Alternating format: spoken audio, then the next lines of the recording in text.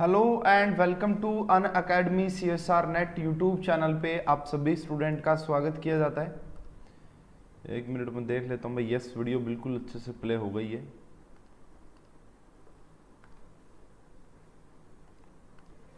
Hello and welcome to Unacademy CSR NET YouTube channel. आप सभी का बहुत बहुत स्वागत है and good afternoon to my class. Good afternoon. तो जल्दी से क्लास को ज्वाइन कर लीजिए भाई, डिस्कस करेंगे आज का जो हमारा टॉपिक है। तो क्या कहता है टॉपिक एंड क्या है। तो देखिए आज हम एक नया टॉपिक स्टार्ट कर रहे हैं। फिजिकल केमिस्ट्री का ये टॉपिक है, ठीक है। फिजिकल केमिस्ट्री का टॉपिक है इलेक्ट्रोकेमिस्ट्री, ठीक है। तो आज हम इलेक्ट्रोकेमिस्ट्री स्टार्ट करेंगे और स्टार्ट करने से पहले जानेंगे कि सिलेबस क्या है एंड कितने क्वेश्चन आते हैं, कितने मार्क्स के आते हैं। सारा इंट्रोडक्शन सेशन बेसिकली होगा और साथ के साथ टॉपिक भी स्टार्ट करेंगे। क्या क्या टॉपिक हमें इसमें पढ़ने हैं सब के बारे में डिस्कशन किया जाएगा, ठीक है। एंड भाई आप सभी को पता है कि कोविड जो कोरोना है उसकी सेकंड वेव आ चुकी है एंड बहुत ज़्यादा नंबर ऑफ केसेस आ रहे हैं। तो आप सभी से कहूँगा कि घर पे रहिए, सेफ रहिए और बहुत अच्छे से पढ़ते रहिए, ठीक है। बाहर जाने की जरूरत ही नहीं है। आज आपके पास इतने अच्छे अच्छे प्लेटफॉर्म्स है कि आप घर पे बैठ के अच्छी स्टडी कर सकते हैं एंड बहुत बढ़िया तरीके से कर सकते हैं। तो इलेक्ट्रोकेमिस्ट्री की बात करेंगे। ये GATE, NET, JAM point of view, MSc entrance सारे पॉइंट ऑफ व्यू से आप इसको पढ़ सकते हैं, ठीक है। एंड इससे पहले मैं जो टॉपिक कंप्लीट करवा चुका हूँ इस यूट्यूब चैनल पे वो भी बता देता हूँ। मैं यहाँ पे आपका स्टीरियो केमिस्ट्री पढ़ा चुका हूँ भाई, कंप्लीट स्टीरियो केमिस्ट्री। मैंने यहाँ पे आपका पेरिसाइक्लिक रिएक्शन पढ़ा दिया है, कंप्लीट पेरिसाइक्लिक रिएक्शन। यहाँ पे आपको ग्रुप थ्योरी की वीडियोस भी मिल जाएंगी, ग्रुप थ्योरी की वीडियोस भी मिल जाएंगी, है ना, मैंने पढ़ाई है वो भी। आपको केमिकल काइनेटिक्स की वीडियोस भी मिल जाएंगी। केमिकल काइनेटिक्स का जो एडवांस पार्ट होता है, सीरीज रिएक्शन, पैरेलल रिएक्शन, वो वाला सब आपको मिल सकता है। इसके अलावा भी आपको यहाँ पे जैसे PYQ of main group elements, PYQ of main group elements, तो वो वीडियोस भी आपको मिल जाएंगी। तो बहुत सारी वीडियोस ऑलरेडी यहाँ पे अपलोड है, अगर आप जाके देखेंगे तो बहुत अच्छा कंटेंट आपके लिए यहाँ पे प्रोवाइड किया गया है, तो आप जाके देख सकते हैं उसको, ये ना। चलो भाई स्टार्ट करते हैं अपनी क्लास को। उससे पहले मैं अन अकेडमी के प्लेटफॉर्म के बारे में जरूर बताना चाहूँगा कि कैसे आप अन अकेडमी के साथ आपकी प्रिपरेशन को बूस्टअप कर सकते हैं और बहुत अच्छी तैयारी कर सकते हैं। तो इसके लिए आपको करना क्या है, देखिए अन अकेडमी का सब्सक्रिप्शन ज्वाइन करना पड़ेगा, ठीक है। आपको अन अकेडमी का सब्सक्रिप्शन ज्वाइन करना पड़ेगा।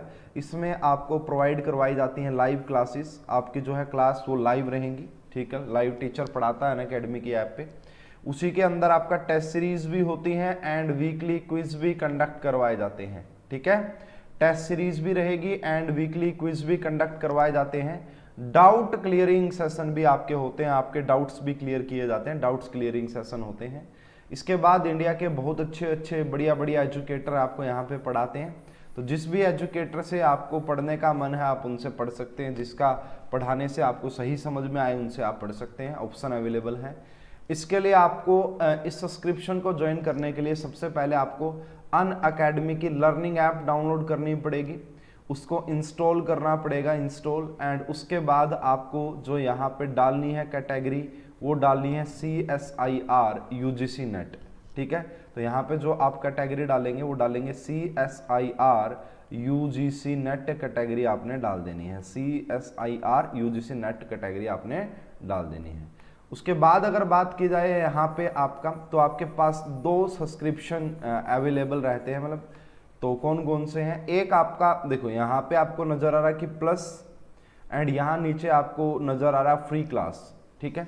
तो प्लस में आपके जैसे पेड टाइप का पेड कोर्स ये होता है, बेसिकली हम ये कह सकते हैं। यहाँ पे वेल स्ट्रक्चर्ड कोर्स रहते हैं और यहाँ पे काफ़ी एजुकेटर जो कंप्लीट आपको पढ़ाते हैं, ठीक है। फ्री क्लास में कोई भी ज्वाइन कर सकता है, लेकिन कोई फिक्स शेड्यूल नहीं होता एंड कंप्लीट भी कोई टॉपिक, क्योंकि कोई फिक्स शेड्यूल नहीं होता तो टॉपिक भी ऐसे कंप्लीट नहीं हो पाते हैं, लेकिन छोटे छोटे टॉपिक जरूर कंप्लीट होते हैं। गेट सब्सक्रिप्शन पे जाना है। डिफरेंट मंथ्स के प्राइस शो हो रहे होंगे आपको, तो जितने मंथ का भी आप सब्सक्रिप्शन लेना चाहते हैं, फॉर एग्जांपल अगर आप MSc फर्स्ट ईयर में है तो आप 2 ईयर का सब्सक्रिप्शन ले सकते हैं। अगर आप BSc फाइनल ईयर में और आपको प्रिपरेशन करनी है नेट और गेट की, तो आप 24 यानी कि 2 ईयर का सब्सक्रिप्शन ले सकते हैं, ठीक है। तो बट आपको ये वाले प्राइस पे करने की जरूरत है नहीं, आपको यहाँ पे सिंपली एक कोड यूज करना है and that code is SKCAM, ठीक है। आपको SKCAM कोड यूज करना है जिससे आपको मिलेगा 10% डिस्काउंट। अब यहाँ प्लस के अलावा एक आपका आइकॉनिक सब्सक्रिप्शन का भी ऑप्शन है, इसके अपने अलग बेनिफिट्स होते हैं, तो इसके क्या क्या बेनिफिट्स होते हैं वो भी देख लेते हैं एक बार भाई यहाँ पे जल्दी से कि इसके क्या क्या बेनिफिट्स होते हैं आइकॉनिक सब्सक्रिप्शन के। तो यहाँ आइकॉनिक सब्सक्रिप्शन में आपको जो है पर्सनल कोच प्रोवाइड किया जाता है, उसके बाद यहाँ पे study planner and biweekly review किया जाता है, डेडिकेटेड डाउट क्लियरिंग सेशन होते हैं, SOP एंड इंटरव्यू की प्रिपरेशन करवाई जाती है एंड आपको प्रिपरेटरी स्टडी मटेरियल भी प्रोवाइड किया जाता है, ठीक है। प्रिपरेटरी स्टडी मटेरियल भी यहाँ पे आपको एक्स्ट्रा प्रोवाइड किया जाता है, ठीक है जी। ये बातें तो हो गई सारी यहाँ पे अगर हम बात करें। अब यहाँ पे चलते हैं जी अपने सिलेबस की ओर।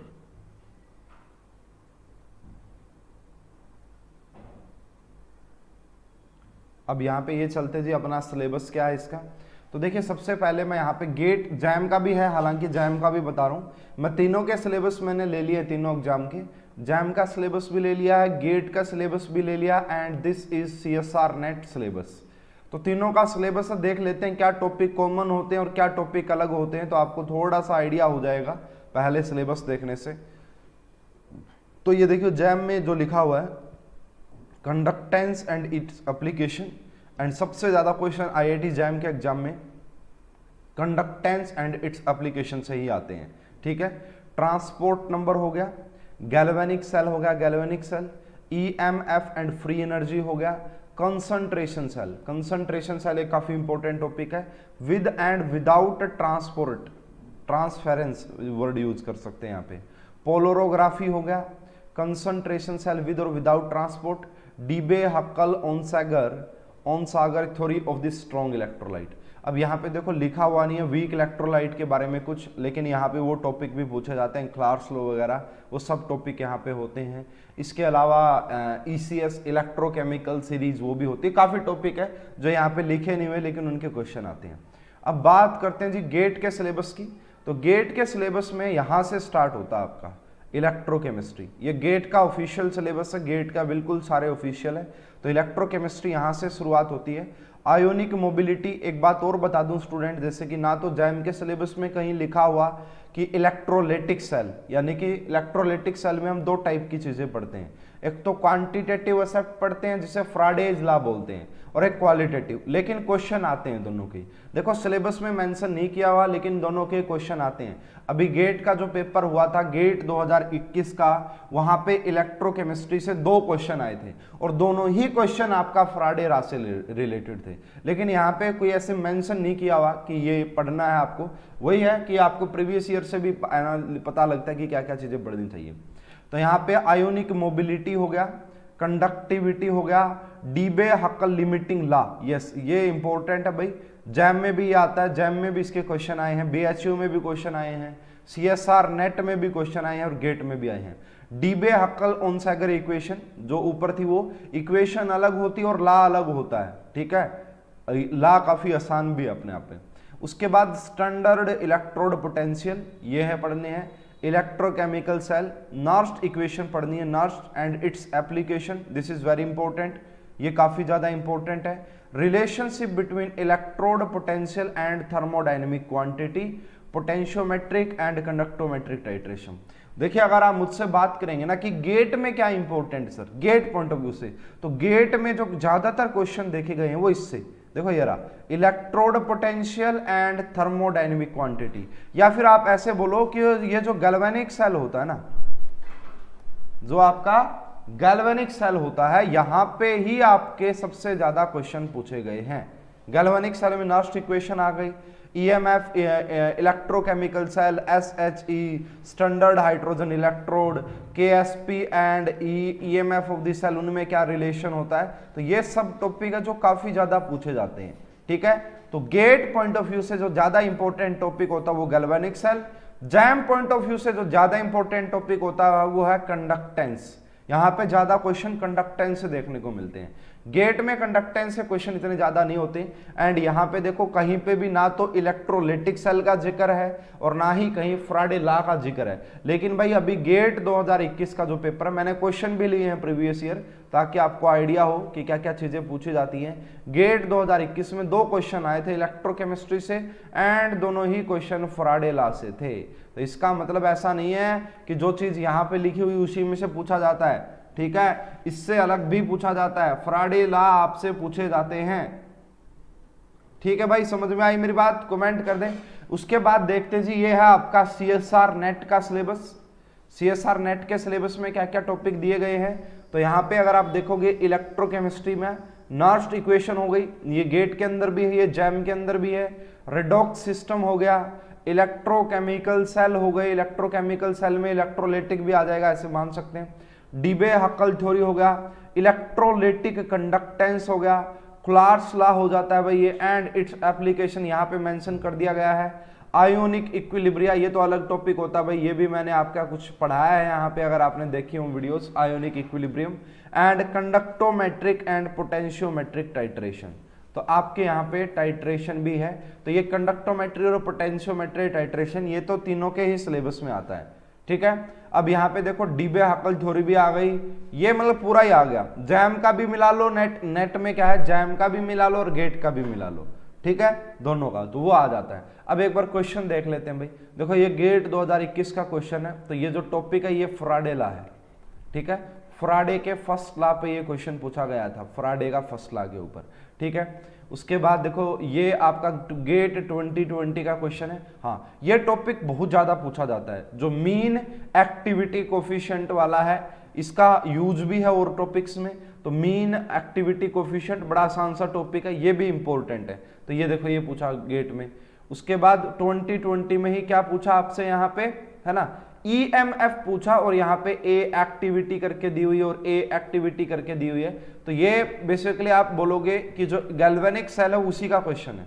किसका है? Galvanic cell. नर्स इक्वेशन से रिलेट करेंगे हम इसे, तो ये उसी का क्वेश्चन है। उसके बाद ये वाला क्वेश्चन देखिए भाई, यस दिस इज, मैंने बताया था ये काफी इंपॉर्टेंट अपने आप में। तो मैंने आपको पढ़ाया था कि यहाँ पे आपको thermodynamics property of galvanic cell पढ़नी पड़ती है। Thermodynamics properties, thermodynamics of galvanic cell का क्वेश्चन है। ये किसका? आपका thermodynamic of galvanic cell, thermodynamic of galvanic cell का क्वेश्चन है। तो यहाँ पे आपको पढ़ा, इसने क्या पूछा? एंथैल्पी चेंज पूछा है। और ये क्या गिवन है आपका यहाँ पे? Temperature coefficient. तो एक सिंपल सा फार्मूला होता है, जब मैं पढ़ाऊंगा तो आपको सब कुछ समझाऊंगा इसमें। उसके बाद ये क्वेश्चन फिर से thermodynamics of thermo of galvanic cell, उसी का क्वेश्चन है बिल्कुल, ये गेट 2018। तो आपको पता लग गया कि मोस्टली जो क्वेश्चन है वो नर्स इक्वेशन से रिलेटेड है। मोस्टली जो क्वेश्चन है वो नर्स इक्वेशन, ये कंडक्टिविटी से रिलेटेड क्वेश्चन है भाई, कंडक्टिविटी से रिलेटेड क्वेश्चन है। उसके बाद ये क्वेश्चन आपका जो पूछा गया है, ये बड़ा सिंपल बच्चों वाला क्वेश्चन है, ये आपका गैल्वेनिक सेल से रिलेटेड क्वेश्चन है, ठीक है। उसके बाद ये आयोनिक एक्टिविटी कोफिशिएंट का क्वेश्चन है, जो मैंने आपको बताया, आयोनिक एक्टिविटी कोफिशिएंट, उसी का क्वेश्चन है ये।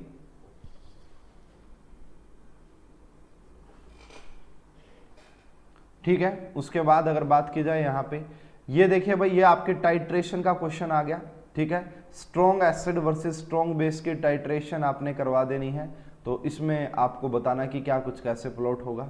उसके बाद yes this is also very important. देखो भाई, लैटिमर डायग्राम से रिलेट कर सकते हो आप इसे, किससे रिलेट कर सकते हो? लैटिमर डायग्राम से रिलेट कर सकते हो। हालांकि इसको भी हम गैल्वेनिक सेल की हेल्प से ही समझते हैं, गैल्वेनिक सेल की हेल्प से ही इसको भी समझा जाता है। इसका एक फॉर्मूला है, मैं वो आपको बताऊंगा और उससे आप समझ पाएंगे कि क्या कहानी होती है, ठीक है।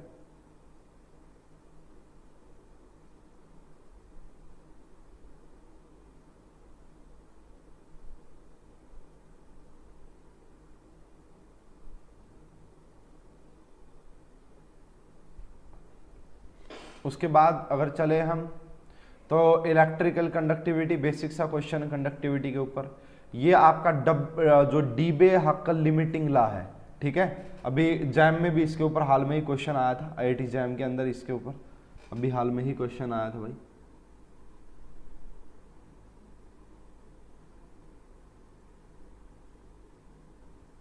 और इसके बाद अगर आगे बात की जाए तो ये देखो, हाँ ये KSP, जो KSP एंड EMF के बीच में रिलेशन होती है, ये भी आपका गैल्वेनिक सेल से ही रिलेटेड होता है, ठीक है, ये भी आपका गैल्वेनिक सेल से रिलेटेड होता है, ठीक है। उसके बाद ये भी आपका काफी हद तक हम बोल सकते हैं, देखो SHE क्या होता है, स्टैंडर्ड हाइड्रोजन इलेक्ट्रोड, ठीक है, स्टैंडर्ड हाइड्रोजन इलेक्ट्रोड है, ये भी गैल्वेनिक सेल, प्लस में आपका देखो एक्टिविटी कोफिशिएंट भी आ जाते हैं यहाँ पे।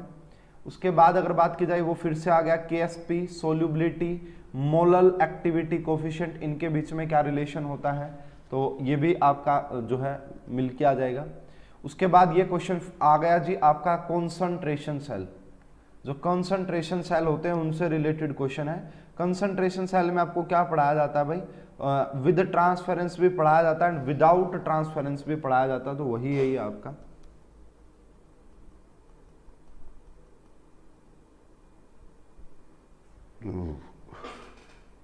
सॉरी। उसके बाद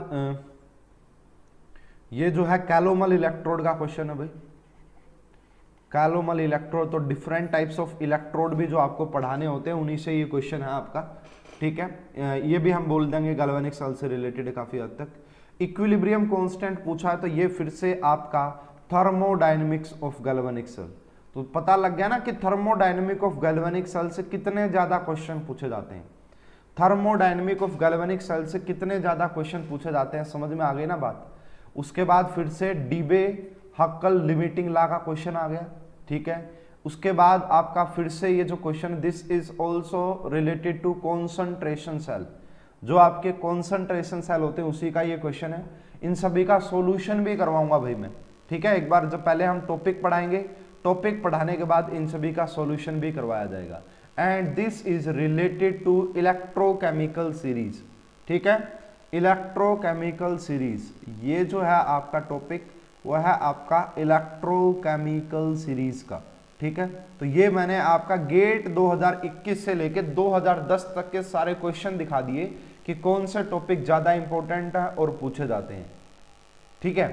तो आपको आइडिया लग गया होगा कि जो ज्यादातर मेनली जो इंपॉर्टेंट पार्ट है यहाँ का वो गैल्वेनिक सेल है, ठीक है। गैल्वेनिक सेल में कंसंट्रेशन सेल पढ़ा देंगे वो सारी चीजें। उसके बाद देखो भाई नेट के मैंने बस ज्यादा वाला नहीं लिया है, मैंने नेट के लास्ट जो पेपर हुआ था नवंबर को हुआ था, 26 नवंबर को, है ना, तो ये आपका CSR नेट जो जून वाला पेपर होना था, CSR नेट जून 2020 का जो पेपर जो आपका कोविड के कारण 26 नवंबर को हुआ था जाके, तो उसके बारे में। Hello Sonam, welcome. तो भाई आज हम इलेक्ट्रोकेमिस्ट्री का टॉपिक स्टार्ट कर रहे हैं। जस्ट मैं इंट्रोडक्शन आपको दे रहा हूं पहले तो, ठीक है, कि क्या क्या सिलेबस है, क्या क्या क्वेश्चन पूछे गए हैं आपके एग्जाम में, क्योंकि किसी भी टॉपिक को समझने से पहले अगर उसके प्रीवियस ईयर का हमारे पास एनालिसिस हो तो काफी अच्छा हो जाता है। तो ये देखिए ये क्या था भाई, E naught of the cell, यहाँ पे एक cell representation obtained from the, plot करके बताओ यहाँ पे, M is the molality of वेरिट। तो ये भी आपका जो है वो इलेक्ट्रोकेमिकल सेल से रिलेटेड क्वेश्चन है, एक क्वेश्चन ये आया था। अब ये जो क्वेश्चन था ना भाई आपका, ये 2 मार्क्स का क्वेश्चन था, ये 2 मार्क्स का था, नेट की बात कर रहा हूं मैं। ये देखो ये 4 मार्क्स का था, ठीक है, एंड एक और क्वेश्चन आया था जो कि 4 मार्क्स का था। तो कुल मिला के हम ये बात कह सकते हैं कि भाई गेट के अंदर अगर आप बात करोगे तो इलेक्ट्रोकेमिस्ट्री के जो क्वेश्चन आते हैं मैक्सिमम 2 क्वेश्चन, मैक्सिमम लिख रहा हूं मैं यहाँ पे। अगर आप नेट की बात करोगे तो नेट में जो क्वेश्चन आ जाते हैं वो 4 क्वेश्चन, नंबर ऑफ क्वेश्चन की बात चल रही है। यहाँ पे अगर आप मार्क्स की बात करोगे मैक्सिमम 4 मार्क्स की इलेक्ट्रोकेमिस्ट्री आती है, एंड यहाँ पे अगर आप बात करोगे मैक्सिमम आपका 14 या 15 मार्क्स तक की इलेक्ट्रोकेमिस्ट्री आ जाती है। पीजीटी की भी प्रिपरेशन करवा रहे हो क्या सर? सोनम, ये जो मैं लेक्चर पढ़ा रहा हूँ ये आपका एमएससी एंट्रेंस के लिए भी इंपॉर्टेंट है, ये गेट के लिए भी इंपॉर्टेंट है, ये आईआईटी जैम के लिए भी इंपॉर्टेंट है, नेट के लिए भी इंपॉर्टेंट है, और साथ के साथ आपके पीजीटी के लिए भी इंपॉर्टेंट है। आप पढ़ के देखो, ऐसे ही क्वेश्चन पीजीटी में भी पूछे जाते हैं। पीजीटी में कुछ ऐसा नहीं है कि कुछ अलग पूछा जाता है। और खास बात मेरे लेक्चर्स की ये भी होती है कि मैं बिल्कुल बेसिक से स्टार्ट करता हूँ ताकि सभी बच्चे समझ पाएं। तो ये देखो भाई, ये जो क्वेश्चन आया है आपका ये मीन आयोनिक एक्टिविटी कोफिशिएंट का है यहाँ पे, ठीक है। एंड ये क्वेश्चन हो गया जी यहाँ से। उसके बाद जो नेक्स्ट है ये कंडक्टिविटी से रिलेटेड क्वेश्चन है। तो ये आपके 10 मार्क्स की नवंबर में जो पेपर हुआ था, ठीक है, 26 नवंबर को जो पेपर हुआ था जून वाला 2020, उसमें आपका पूछे गए थे 10 मार्क्स की इलेक्ट्रोकेमिस्ट्री। ये तो डायरेक्टली है, इनडायरेक्टली भी इनका यूज हो जाता है। ठीक है भाई, चलो तो ये पूरा मैंने एनालिसिस दिया, सिलेबस दिखा दिया भाई, दोबारा से देख लो जो बच्चे नए आए हैं। ये गेट का सिलेबस है, ऊपर जैम का सिलेबस और ये नेट का सिलेबस है। उसके बाद मैंने बहुत सारे प्रीवियस ईयर क्वेश्चन आपको दिखा दिए हैं। अब शुरुआत करते हैं जी अपने टॉपिक की। तो ये जो देखो इलेक्ट्रोकेमिस्ट्री जो चैप्टर है, इसमें हमें पढ़ना क्या है बेसिकली, ठीक है। इलेक्ट्रोकेमिस्ट्री को कितने पार्ट्स में डिवाइड करके पढ़ते हैं और कैसे क्या कहानी चलती है।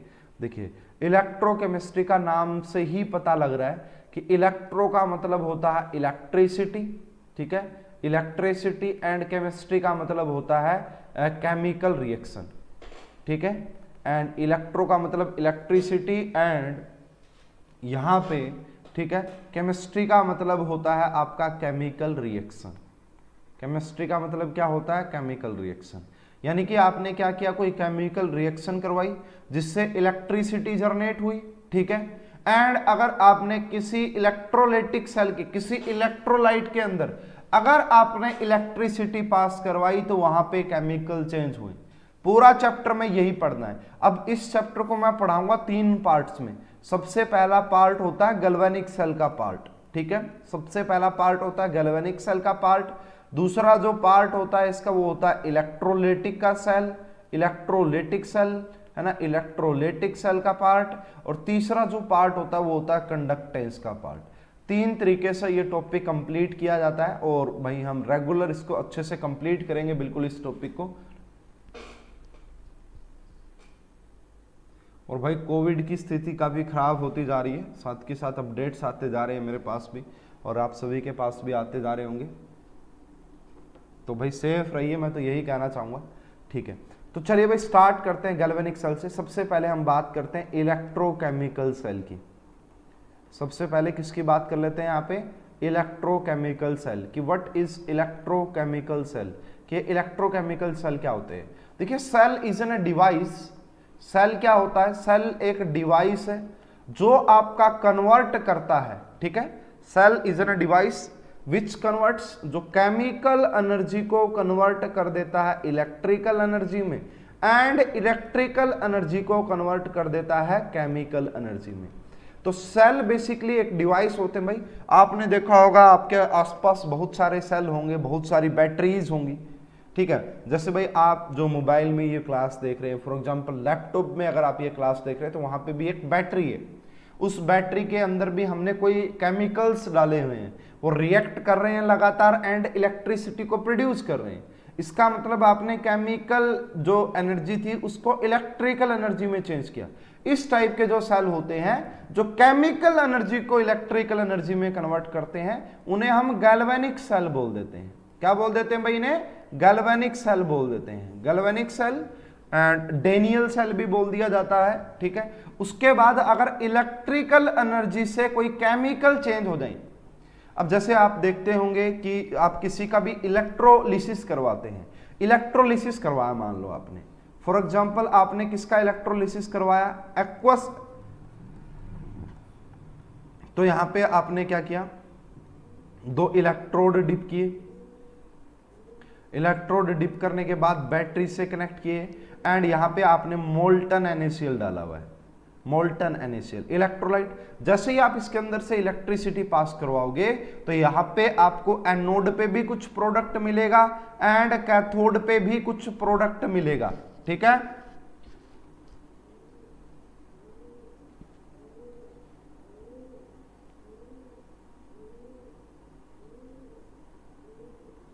ठीक है, समझ में आई ना। तो ये जो मोल्टन NaCl है, ठीक है, मोल्टन NaCl का करवाओगे तो यहां एनोड जो है ना, एनोड पे ऑक्सीडेशन होता है, एनोड पे ऑक्सीडेशन होता है एंड यहां पे आपको मिलती है Cl2 गैस एंड यहां पे आपको मिलता है सोडियम। तो अगर आपने क्या किया, मोल्टन NaCl का इलेक्ट्रोलिसिस किया तो आपको केमिकल चेंजेस देखने को मिले। तो यही हमें पढ़ना होता है, ठीक है। गैल्वेनिक सेल के बारे में मैंने आइडिया दिया कि ये होता क्या और ये हमें पता कैसे लगा कि ऐसा कुछ भी होता है। ये हमें पता कहां से लगा कि ऐसा कुछ भी होता है? तो देखो भाई, गैल्वेनिक सेल को ही पढ़ते हैं सबसे पहले। गैल्वेनिक सेल को ही बिल्कुल बेसिक से मैं उठाऊंगा और फर्ज भी बनता है ताकि सभी बच्चों को, और लास्ट तक अगर कोई इस पूरी सीरीज को देखेगा तो बिल्कुल एडवांस लेवल तक मैं लेके भी जाऊंगा। आपके सारे नेट गेट के सोल्व करवाना वो मेरा फर्ज बनता है, वो आप देखिएगा, ठीक है। अब बात कर देते हैं जी यहाँ पे। देखिए सबसे पहले क्या किया साइंटिस्ट, मान लो कोई एक एक्सपेरिमेंट परफॉर्म करवा रहे थे। वो कैसे क्या कर रहे थे भाई? उन्होंने यहाँ पे इलेक्ट्रोलाइट डाला हुआ था इसके अंदर। क्या डाला हुआ था भाई? इलेक्ट्रोलाइट उन्होंने डाला हुआ था। तो ये आपका इलेक्ट्रोलाइट है, ठीक है। और ये किसका सॉल्यूशन था? आपका एक्वस CuSO4 का सॉल्यूशन था। एक्वस कॉपर सल्फेट का सॉल्यूशन था। और आप सभी को पता होगा कि एक्वस कॉपर सल्फेट का जो कलर होता है वो ब्लूइश कलर होता है, ब्लू कलर का होता है, बेसिकली ब्लूइश कलर का होता है एक्वस कॉपर सल्फेट। इसके अंदर हमने एक रोड डाली हुई थी जिंक की, एक हमने जिंक की रोड यहाँ पे डाली हुई थी इसके अंदर। एक्वस कॉपर सल्फेट का के अंदर हमने जिंक की रोड को डिप किया हुआ था एंड साइंटिस्ट इसको परफॉर्म करवा रहे थे। अब जैसे वो इसको परफॉर्म करवा रहे थे तो यहाँ पे कुछ ऑब्जर्वेशंस देखने को मिले साइंटिस्ट के द्वारा कि जब उन्होंने इसको ऐसे किया अपने आप, जैसे ही उन्होंने कॉपर सल्फेट के एक्वा सॉल्यूशन में जिंक की रोड डिप की तो कुछ ऑब्जर्वेशन उन्हें देखने को मिली यहाँ से। तो वो ऑब्जर्वेशन क्या थी? सबसे पहले तो उसी को समझेंगे कि वो ऑब्जर्वेशन क्या क्या देखने को मिली। तो सबसे पहली जो ऑब्जर्वेशन देखने को मिली वो ये मिली कि bluish colour of aqueous copper sulphate is वो क्या हो गया था आपका, वो लगातार जो है वो घटता जा रहा था। ब्लू कलर जो है वो आपका हल्का पड़ता जा रहा था। तो पहला ये था कि bluish colour of bluish colour of CuSO4 copper sulphate is missing बोल दो भाई, हालांकि कोई एक और वर्ड आना चाहिए, मिसिंग तो नहीं सही रहेगा इंग्लिश की तरीके से लैंग्वेज में, लेकिन आप समझ गए कि लगातार ब्लू कलर कम होता जा रहा था। पहली ऑब्जर्वेशन ये। दूसरी ऑब्जर्वेशन ये देखने को मिली कि weight of zinc road is decreased. Fades लिख लो आप इसे, है ना, फेड होता जा रहा था, फेड्स लिख लो, है ना। कॉपर सल्फेट इज फेड्स, ठीक है, हल्का पड़ता जा रहा था। Weight of zinc road is decreased. जो आपकी, है ना, जो आपकी जिंक की रोड थी उसका वेट लगातार डिक्रीज होता जा रहा था। तीसरा जो ऑब्जर्वेशन यहां पे देखने को मिला वो ये देखने को मिला कि रेडिश ब्राउन कलर पीपीटी, क्या देखने को मिला? Reddish brown colour PPT is at the bottom of container. आपको कंटेनर के बॉटम में रेड कलर के पीपीटी दिखाई दे रहे थे। तापस है मेरा नाम, hi Tapas, welcome to my class. And सबसे फोर्थ जो सबसे इंपॉर्टेंट एनालिसिस हमें देखने को मिला, बीकर इज हॉट, या जो कंटेनर जो आपका था इज हॉट, वो गर्म हो चुका था, है ना। ये सबसे बड़ा इन्वेंशन था कि ये बीकर हॉट क्यों हो गया, ये बीकर गर्म क्यों हो गया। तो यहाँ पे कोई ना कोई एनर्जी का प्रोडक्शन हुआ हुआ इसी वजह से। अब देखा गया कि ऐसा क्यों है, इनसे कंक्लूजन क्या निकला, फिर इनसे कंक्लूजन निकाला गया तो ये देखा गया भाई, सबसे पहले ये देखा गया कि कॉपर सल्फेट के जो ब्लू कलर होता है ना वो किसकी वजह से होता है? कॉपर सल्फेट का जो ब्लू कलर होता है वो कॉपर 2 पॉजिटिव की वजह से होता है, ठीक है। ब्लू लिटमस के जैसा है, like blue litmus change into red, हाँ ठीक है। तो ये रहा, तो कॉपर सल्फेट का जो ब्लू कलर होता है ना वो कॉपर 2 पॉजिटिव की वजह से ही आपका होता है। आप सभी को पता है कि कॉपर 2 पॉजिटिव में D9 होते हैं और D9 अनपेयर्ड इलेक्ट्रॉन हो गए तो कोऑर्डिनेशन केमिस्ट्री में पढ़ाया जाता है कि ये कलर शो करते हैं। तो यहां से ये पता लगा कि ये जो कलर था ना ब्लू कलर, ये फेड्स क्यों हो रहा था, तो इसका रीजन ये देखने को मिला कि यहां से जो कॉपर 2 पॉजिटिव था ना एक्वस वाला, वो क्या कर रहा था आपका 2 इलेक्ट्रॉन को गेन करके एंड वो आपका कॉपर सॉलिड में कन्वर्ट हो रहा था। यानी कि यहां पे इस कॉपर 2 पॉजिटिव का रिडक्शन हो रहा था। क्या हो रहा था? रिडक्शन, जिससे वो कॉपर सॉलिड में कन्वर्ट हो रहा था। अब देखो, अगर आपका इस इलेक्ट्रोलाइट इस सॉल्यूशन में कॉपर 2 पॉजिटिव की कंसंट्रेशन डिक्रीज कर जाएगी, कॉपर 2 पॉजिटिव की कंसंट्रेशन डिक्रीज कर जाएगी, तो तो आपका जो है ना कलर है वो भी कम हो जाएगा, क्योंकि कॉपर 2 पॉजिटिव की वजह से था कलर तो। एंड जो रेड कलर के पीपीटी दिखाई दे रहे थे ना, वो जो तीसरा पॉइंट है वो इस कॉपर सॉलिड की वजह से। अब कॉपर आपने आपके घर पे कोई ना कोई उसका बर्तन जरूर होगा या देखा होगा, कॉपर का रेडिश ब्राउन कलर की उसकी वो होती है ना कलर, तो ये इसकी वजह से था। उसके बाद ये देखने को मिल रहा था कि जिंक की जो रोड है ना उसका वेट डिक्रीज कर रहा था। क्यों? तो जिंक जो था ना, जिंक सॉलिड, वो कन्वर्ट होता जा रहा था आपका Zn2 positive aqueous and plus में आपका 2 इलेक्ट्रॉन यहां से निकल रहे थे। Zn कन्वर्ट हो रहा था Zn2 positive aqueous and plus 2 electron यहां से आपका निकल रहे थे। यानी कि देखिए यहां पे क्या हो रहा था, रिडक्शन हो रहा था, यहां पे रिडक्शन हो रहा था एंड यहां पे ऑक्सीडेशन हो रहा था। कहने का मतलब है कि यहां पे आपकी रेडॉक्स रिएक्शन हो रही थी। क्या हो रही थी यहां पे आपका? Redox reaction. लेकिन इसको हम क्या कहेंगे? दिस इज स्पॉन्टेनियस, है ना, spontaneous direct redox reaction. Spontaneous direct redox reaction हुई। स्पॉन्टेनियस का मतलब ये रिएक्शन अपने आप हो रही है। जैसे ही हमने कॉपर सल्फेट के सॉल्यूशन में जिंक को डाला, उसके अलावा हमने एक्स्ट्रा कोई केमिकल चेंजेस नहीं किए, अपने आप ये रिएक्शन हुई। डायरेक्ट का मतलब कि ये दोनों डायरेक्ट कांटेक्ट में है और रिडॉक्स रिएक्शन हुई है, एक का रिडक्शन हो रहा है, एक का ऑक्सीडेशन। एंड जब आप इन दोनों रिएक्शन को ऐड करोगे तो यहाँ पे इलेक्ट्रॉन का जो है मूवमेंट हो रही है, और इलेक्ट्रॉन की अगर मूवमेंट होती है तो उसकी वजह से चार्ज प्रोड्यूस होता है, इलेक्ट्रिसिटी प्रोड्यूस होती है। और ये जो बीकर हीट जो प्रोड्यूस हुई है, ये बीकर हीट इसी वजह से हुआ था कि यहाँ पे रिडॉक्स रिएक्शन हो रही, इसकी वजह से यहाँ पे एनर्जी प्रोड्यूस हुई। ठीक है, ये बीकर गर्म हुआ लेकिन ठंडा हो जाएगा थोड़ी देर के बाद तो।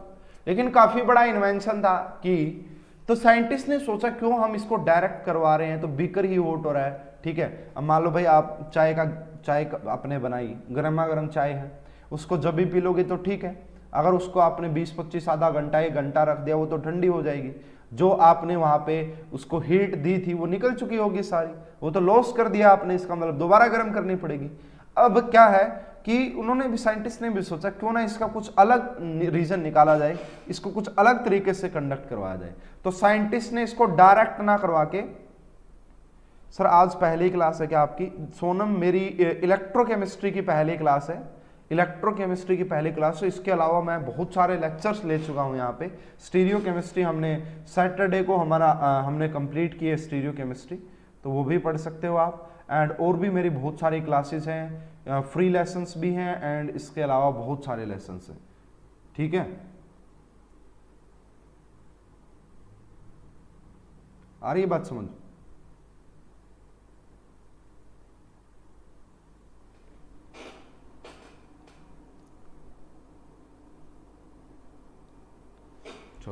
तो अब उन्होंने, साइंटिस्ट ने इसको डायरेक्ट ना करवा के इसे इनडायरेक्ट करवाने की सोची। क्यों ना इसको इनडायरेक्ट करवाया जाए और फिर देखते हैं कि क्या होगा। तो इनडायरेक्ट करवाने में क्या किया गया, यहाँ पे 2 अलग अलग कंटेनर लिए गए। ठीक है जी, यहाँ पे 2 अलग अलग कंटेनर लिए गए इस प्रकार से, और अलग अलग कंटेनर लेने के बाद क्या हो जाएगा, यहाँ पे आपकी एक रोड को डिप किया गया इस प्रकार से, एक रोड यहाँ पे डिप की गई एंड दूसरी रोड आपका यहाँ पे डिप की गई। ठीक है, 2 रोड डिप की। ये रोड क्या होती है भाई? इलेक्ट्रोड होते हैं। ये इलेक्ट्रोड क्या होते हैं? सिंपली मेटल की रोड्स होती हैं भाई, जिनके अंदर से इलेक्ट्रिसिटी करंट पास हो जाता है। ये स्विच लिया, यहाँ पे हमने कोई बल्ब वगैरह लगाया एंड इसको कनेक्ट किया। ठीक है, तो ये 2 बातें होती है। इलेक्ट्रोड है, मेटल की जो रोड्स होती हैं जिनके अंदर से आपका इलेक्ट्रिसिटी पास हो जाए, उन्हें हम क्या बोल देते हैं कि दीज आर, जो है इन्हें इलेक्ट्रोड बोला जाता है। अब ये जो इलेक्ट्रोड है ये हमारे पास 2 टाइप के होते हैं भाई, एक को एनोड बोलते हैं और एक को कैथोड बोलते हैं। ठीक है, तो ये रहा। तो यहाँ पे हमने फॉर एग्जांपल मान लो कि ये जिंक की रोड ले ली एंड यहाँ पे जो हमने सॉल्यूशन लिया है वो एक्वस ZnSO4 का सॉल्यूशन ले लिया। अब जिंक की रोड ली एंड जिंक का ही हमने एक्वस सॉल्यूशन लिया, जिंक का ही हमने एक्वस सॉल्यूशन लिया। इसी प्रकार ये जो रोड है ये आपका कॉपर की है। ठीक है, ये जो आपका रोड है ये कॉपर की है एंड यहाँ पे आपने जो सॉल्यूशन लिया है वो आपका एक्वस CuSO4 का है।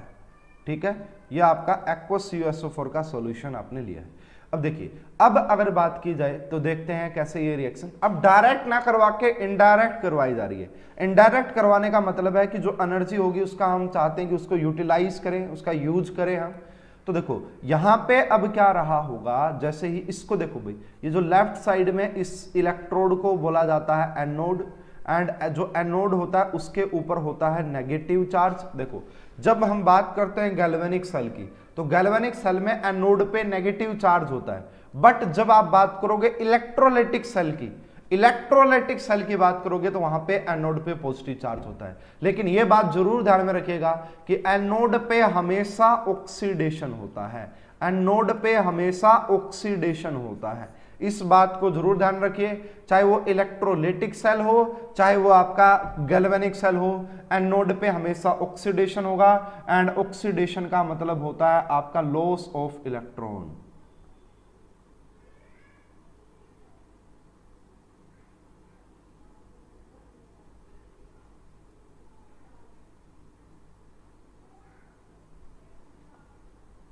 ठीक है ना, तो लॉस ऑफ इलेक्ट्रॉन।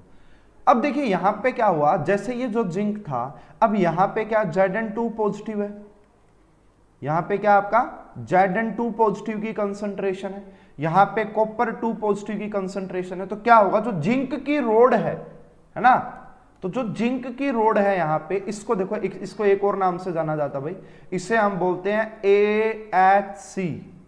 इसे क्या बोलते हैं, AHC, एनोड हाफ सेल।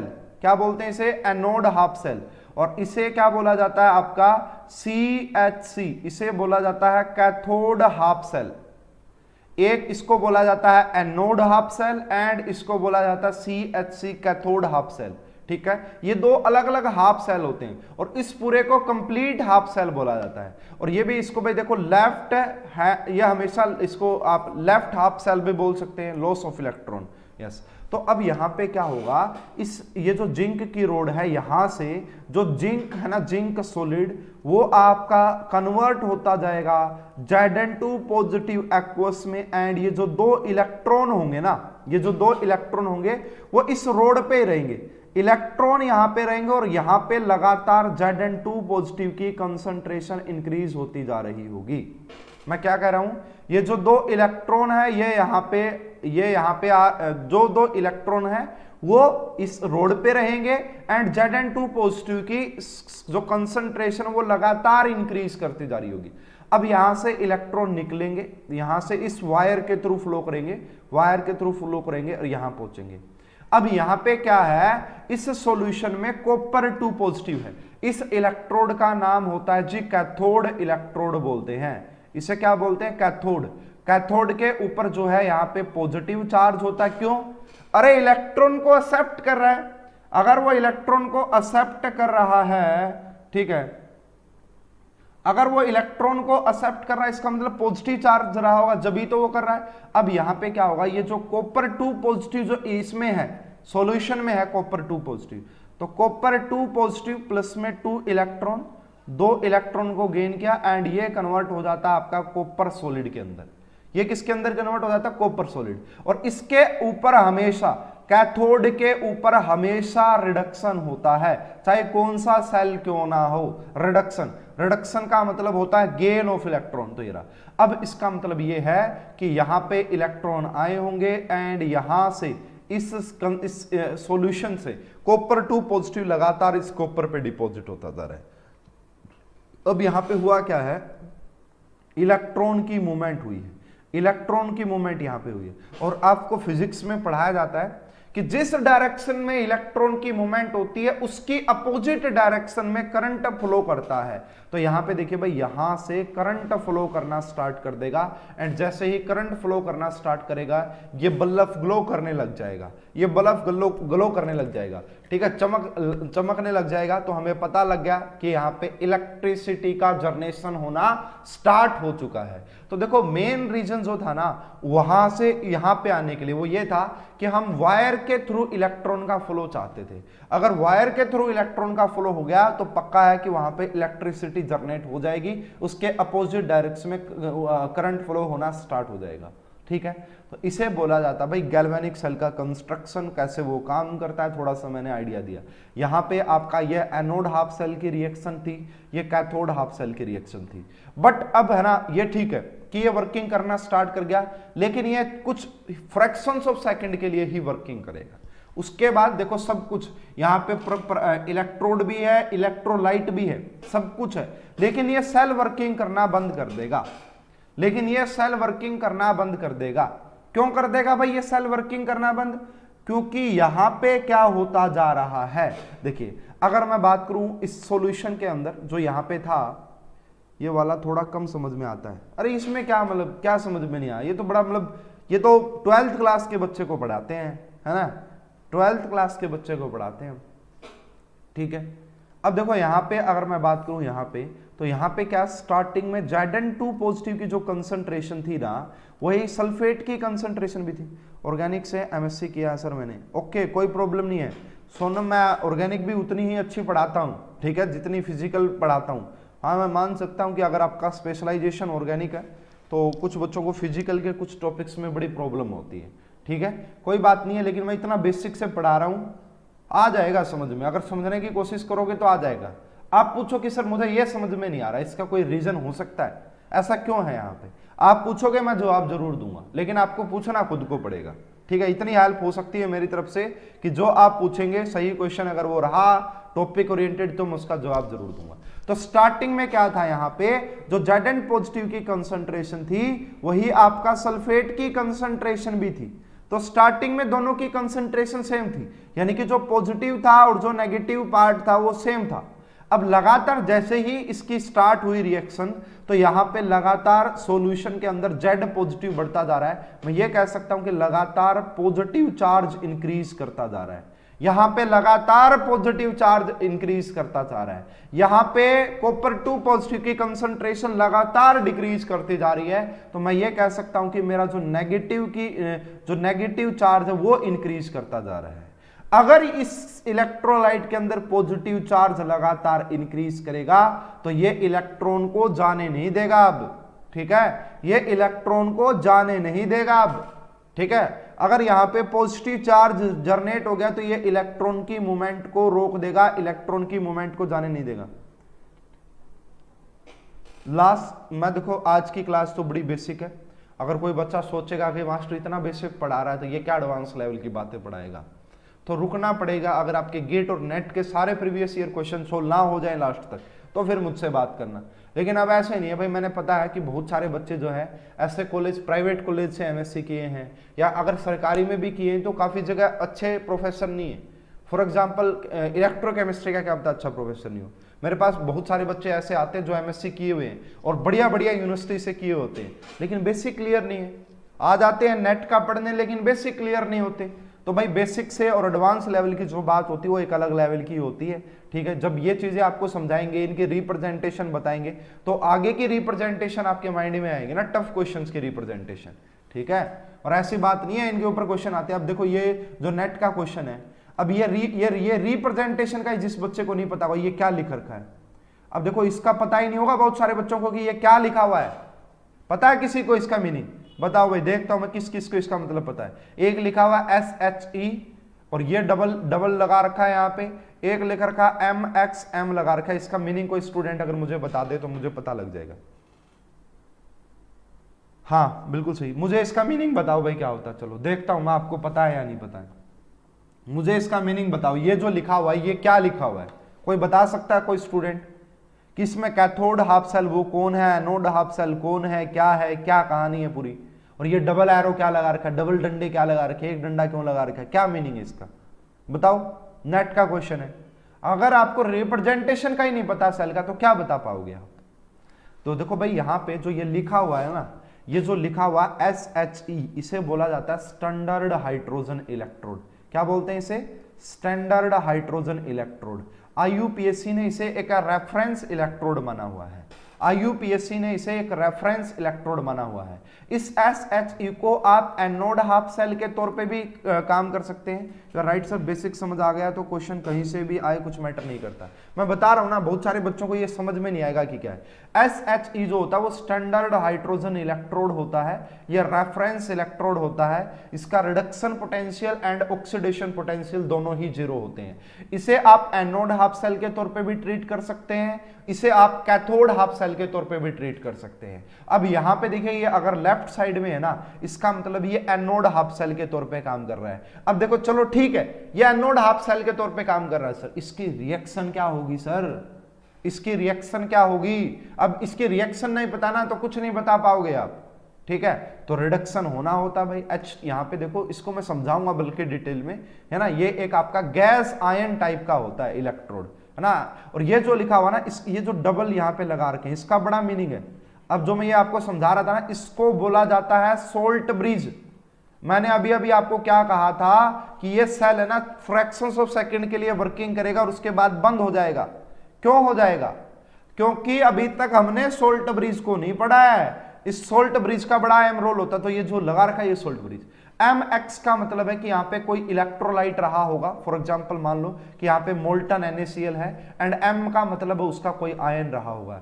इस टाइप के जो सेल होते हैं उन्हें मेटल आयन टाइप, क्या है यहाँ पे देखो, मेटल का आयन है ना, मेटल का आयन है यहाँ पे, M पॉजिटिव से मतलब होता है हमें, और उस मेटल है, इसे बोला जाता है मेटल आयन टाइप के इलेक्ट्रोड, है ना। ये रहा, और ये अब यहाँ पे किसके तौर पे काम कर रहा है? ये कैथोड हाफ सेल के तौर पे काम कर रहा है। राइट हैंड साइड में तो कैथोड हाफ सेल के तौर पे काम कर रहा है। तो ये कहानी है जी। तो मैं तो भाई बेसिक से पढ़ाऊंगा, एडवांस लेवल का पढ़ाऊंगा, ठीक है। सारी चीजें सोल्व करवाऊंगा। मेरे पास सारे प्रीवियस ईयर क्वेश्चन है एंड मेरे पास टीफर के भी हैं, सारे हैं वो बातें। मैंने अब क्या कहा कि ये बंद कर देगा वर्किंग। क्यों? क्योंकि यहां पे इतना पॉजिटिव चार्ज इंक्रीज हो जाएगा, अब ये इस इलेक्ट्रॉन को जाने ही नहीं देगा, ठीक है। यहां पे इतना नेगेटिव चार्ज इंक्रीज होगा, ये इलेक्ट्रॉन को एक्सेप्ट ही नहीं करेगा। तो अगर यहां पे इलेक्ट्रॉन की मूवमेंट रुक गई, अगर यहां पे इलेक्ट्रॉन की मूवमेंट रुक गई तो समझो आपका सेल वर्किंग करना बंद कर देगा। जो बल्ब ग्लो किया था वो अब वापस से अनग्लो हो जाएगा, फ्यूज हो जाएगा, हम ऐसा कह सकते हैं। अब क्यों जी, ऐसा क्यों हुआ? तो ऐसे इसके लिए हम यूज करते हैं एक यू शेप की ट्यूब होती है जिसे हम सोल्ट ब्रिज बोलते हैं। तो यहां पे हम क्या लगाएंगे जी, एक यू शेप की ट्यूब लगाएंगे जिससे हम सोल्ट ब्रिज बोलते हैं। तो यहाँ पे देखिए, आपने ये लिया जी, यहाँ पे कुछ इस प्रकार से यू शेप की ये ट्यूब होती है, यहाँ पे ये रहा, है ना, यू शेप की ये ट्यूब हो जाएगी, ये यहाँ पे इस प्रकार से। तो ये जो आपको नजर आ रहा है यहाँ पे, ये इसी को बोला जाता है सोल्ट ब्रिज, ठीक है। इसकी काफी इंपॉर्टेंट एप्लीकेशन होती है भाई सोल्ट ब्रिज की। इसके अंदर हम कोई इनर्ट इलेक्ट्रोलाइट डालते हैं, जैसे या तो आप KCl डाल दो या अमोनियम नाइट्रेट, ऐसा इलेक्ट्रोलाइट डालना जो इसके साथ रिएक्ट ना करे, इनर्ट इलेक्ट्रोलाइट डालना होता है। अब देखो यहाँ पे अगर पॉजिटिव चार्ज इंक्रीज कर रहा है तो यहाँ पे कौन आ जाएगा जी फिर आपका इसके अंदर, तो यहाँ पे आपका Cl नेगेटिव आ जाएगा। अगर यहाँ पे आपका पॉजिटिव चार्ज क्या कर रहा है ना, पॉजिटिव चार्ज यहाँ पे इंक्रीज कर रहा है तो यहाँ पे Cl नेगेटिव आ जाएगा, यहाँ पे नेगेटिव चार्ज मूव कर रहा है तो यहाँ पे आपका K पॉजिटिव आ जाएगा। तो इसको इलेक्ट्रिकल न्यूट्रल रखेंगे जिससे कि फ्लो ऑफ इलेक्ट्रॉन बना रहेगा, जिससे कि आपका फ्लो ऑफ इलेक्ट्रॉन बना रहेगा। तो सोल्ट ब्रिज के क्या क्या यूजेज होते हैं वो मैं आपको बता देता हूं भाई। देखो, हालांकि मैंने हाल में ये टॉपिक पढ़ाया है काफी डिटेल में, तो मेरे पास PDF ऑलरेडी रहेगी। तो मैं सोच रहा हूँ कि क्यों लिखने में टाइम वेस्ट करें, अगर PDF है तो क्यों ना उसी से एक्सप्लेनेशन दे दें आपको। तो मैं एक बार बता देता हूँ भाई, मेरे पास पूरी PDF है काफ़ी अच्छे से एक्सप्लेनेशन वाली।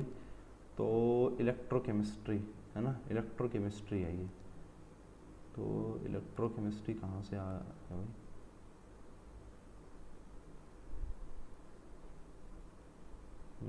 ठीक है।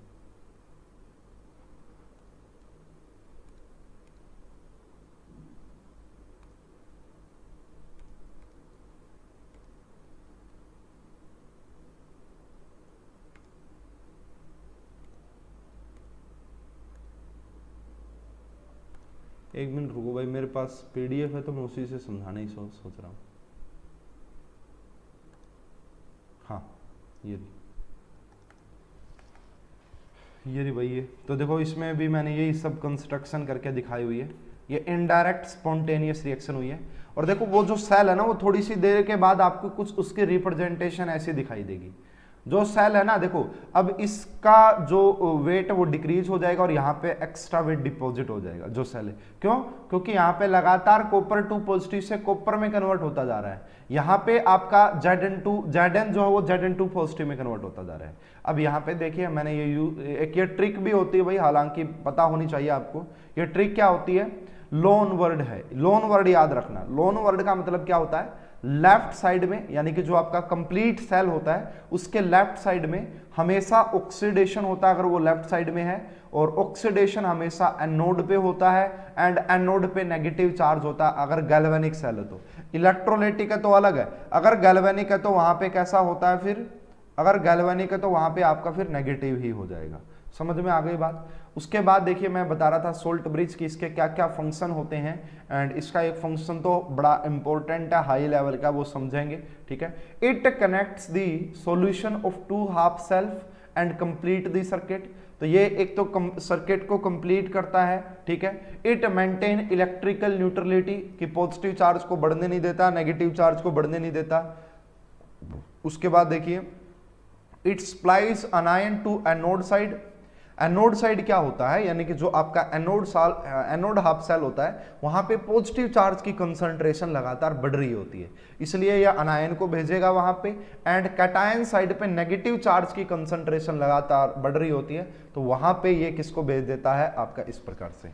It's also avoid liquid junction potential. This is very very much important. देखिए आपको हम पढ़ाएंगे यहाँ पे, है ना, कंसंट्रेशन सेल पढ़ाएंगे। कंसंट्रेशन सेल वो सेल होते हैं जिनका स्टैंडर्ड रिडक्शन पोटेंशियल, या फिर आप ये बात करो जिनका स्टैंडर्ड रिडक्शन पोटेंशियल 0 होता है। जो जहां पे फ्लो ऑफ इलेक्ट्रॉन जो होता है वो आपका या तो जो इलेक्ट्रोलाइट है उनकी कंसंट्रेशन की डिफरेंस की वजह से होता है, या फिर इलेक्ट्रोड के कंसंट्रेशन की डिफरेंस की वजह से होता है। तो वहां पे देखिए इसका मीनिंग समझिएगा, हालांकि मैं इसको आगे जाके इसका न्यूमेरिकल प्रूफ भी दूंगा, समझाऊंगा, जब मैं आपको कंसंट्रेशन सेल विद ट्रांसफेरेंस पढ़ाऊंगा।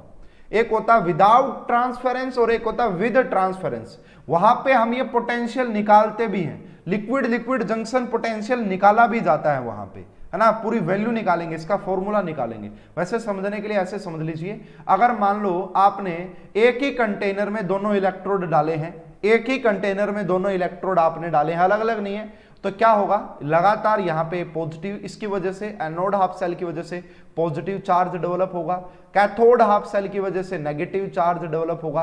तो यहाँ पे क्या है? पॉजिटिव और नेगेटिव के बीच में एक पोटेंशियल क्रिएट हो जाता है। ठीक है, इसी को बोला जाता है लिक्विड जंक्शन पोटेंशियल। तो इसको अवॉइड करने के लिए भी हम क्या डालते हैं? इसको अवॉइड करने के लिए भी हम यहाँ पे सोल्ट ब्रिज को डालते हैं। लिक्विड के बारे में कुछ बताइए सर। देखो सोनम ये है, मैंने बताया, देखो अब है ना, ऐसा तो है नहीं कि 2 अलग अलग इलेक्ट्रोलाइट लेते हैं, है ना, आपने देखोगा एक ही बैटरी में सब कुछ हो जाता है, एक ही सेल में सब कुछ हो जाता है, वही एनोड होता है, वही कैथोड होता है, वही सब कुछ होता है ना। तो होता क्या है कि आजकल जो है मतलब वो यही है, और कंसंट्रेशन सेल पढ़ेंगे जब और अच्छे से क्लियर हो जाएगा। तो यही है कि अगर आपने एक में डिप किए तो इसकी वजह से यहाँ पॉजिटिव चार्ज डेवलप होगा, यहाँ पे नेगेटिव चार्ज डेवलप होगा, और अगर 2 चार्ज में डिफरेंस है उनके बीच में एक पोटेंशियल क्रिएट हो जाता है, उसी को बोलेंगे लिक्विड जंक्शन पोटेंशियल। इसको अवॉइड करने के लिए अगर हम यहाँ पे सोल्ट ब्रिज लगा देंगे तो ये क्या करेगा? यहाँ पे इस नेगेटिव को नहीं बनने देगा, यहाँ पे इस पॉजिटिव को नहीं बनने देगा। अब जो सोल्ट ब्रिज में हम इलेक्ट्रोलाइट लेते हैं ना, उसकी भी कुछ स्पेशल क्वालिटीज होती है, उसकी भी कुछ स्पेशल बात होती है। ऐसे नहीं कि आप कोई भी इलेक्ट्रोलाइट लेंगे। सबसे पहला पॉइंट तो आपको ये देखना उस इलेक्ट्रोलाइट में कि ionic mobility of cation and अनायन should be same. जो आप आयंस उसके अंदर लोगे, है ना, फॉर एग्जांपल जो आपने K पॉजिटिव लिया है एंड जो Cl नेगेटिव लिया, आयनिक मोबिलिटी का मतलब होता है, आयनिक का मतलब आयंस, मोबिलिटी का मतलब होता है स्पीड। इन दोनों की स्पीड सेम होनी चाहिए।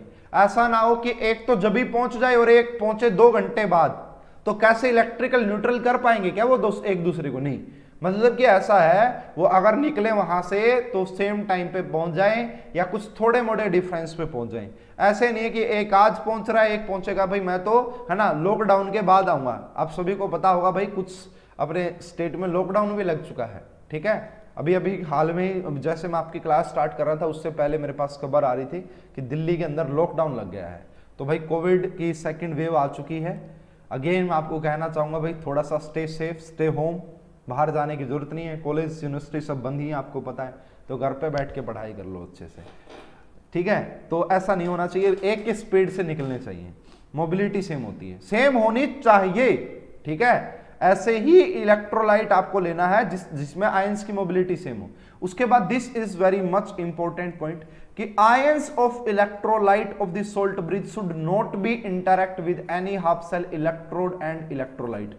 कि जो आप यहां पे इलेक्ट्रोलाइट ले रहे हो ना, है ना, उसके अंदर जो आयंस है ना, उसके अंदर जो आयंस होंगे वो रिएक्ट ना करें, ना तो इलेक्ट्रोलाइट के आयंस के साथ रिएक्ट करें, ना ही इलेक्ट्रोड के आयंस के साथ। देखो जैसे एग्जांपल के तौर पे देखिए कि जो KCl होता है उसको हम सोल्ट ब्रिज का इलेक्ट्रोलाइट यूज नहीं कर सकते हैं, है ना। जो KCl होता है उसको हम सोल्ट ब्रिज का इलेक्ट्रोलाइट यूज नहीं कर सकते। क्यों नहीं कर सकते?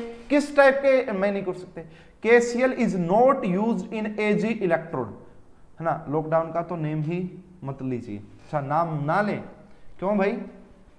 वैसे तो देखो यार स्टूडेंट भी परेशान हो चुके हैं घर पे पढ़ पढ़ के। देखो MSc का जो सब्जेक्ट है अपना, आप सभी को पता है कि एक्सपेरिमेंटल सब्जेक्ट है, मेनली प्रैक्टिकल्स ही होती हैं, ठीक है। और उसके बाद घर पे बैठ के परेशान हो गए होंगे स्टूडेंट भी। लेकिन भाई देखो है ना, वो वही है, आजकल एक बात काफी चली हुई है, जान है तो जहान है ना।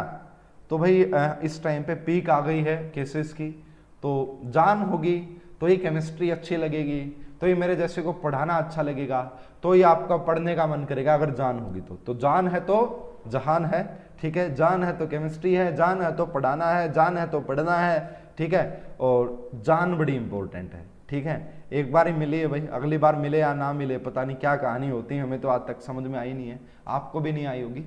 तो उस जान की बड़ी परवाह करनी है हमें, ठीक है जी। चलो उसके बाद आगे बात कर लेते हैं। देखो ये एक क्वेश्चन आया था भाई, ठीक है, ये क्वेश्चन आया था, इसका भी आप आंसर बताइएगा, काफी अच्छा क्वेश्चन था, हालांकि जैम में आया था। नेट के 2 मार्क्स के क्वेश्चन, नेट के 2 मार्क्स के क्वेश्चन बिल्कुल सेट बैठते हैं। और ये भाई आप पीजीटी की बात कर रहे थे, जो भी बच्चे जो पीजीटी के एग्जाम की बात कर रहे थे, ये क्वेश्चन नेट में भी आ सकता है, ये बेसिक क्वेश्चन है, बेसिक, ठीक है। हालांकि ये क्वेश्चन जैम 2020 का है। मुझे इसका आंसर कमेंट करके बताएं भाई क्या होगा। Salt bridge in a galvanic cell allows to the flow of. जो सोल्ट ब्रिज होता है एक गैल्वेनिक सेल के अंदर, वो किस चीज की फ्लो को अलाउ करता है? बताओ भाई कमेंट करके फटाफट से आंसर, फटाफट से आंसर बताएंगे कमेंट करके, क्या होगा क्यों होगा?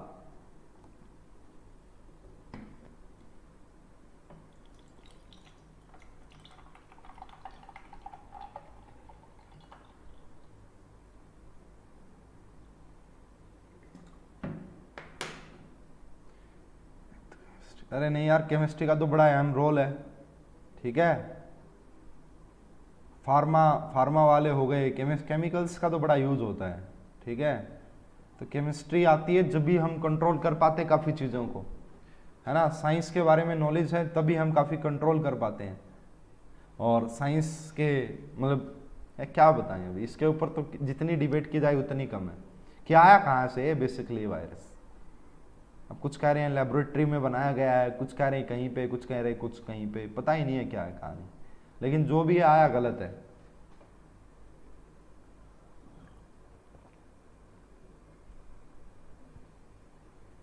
इसका आंसर किसी को नहीं पता? बी, आई थिंक सोनम ने कहा बी, ओके। बी नहीं होगा भाई, बिल्कुल भी नहीं होगा। देखिए सोल्ट ब्रिज में हमेशा आयंस की मूवमेंट होती है, आयंस एक जगह से दूसरी जगह जाते हैं, इलेक्ट्रॉन नहीं जाते कभी भी, ये बात नोट कर लेना।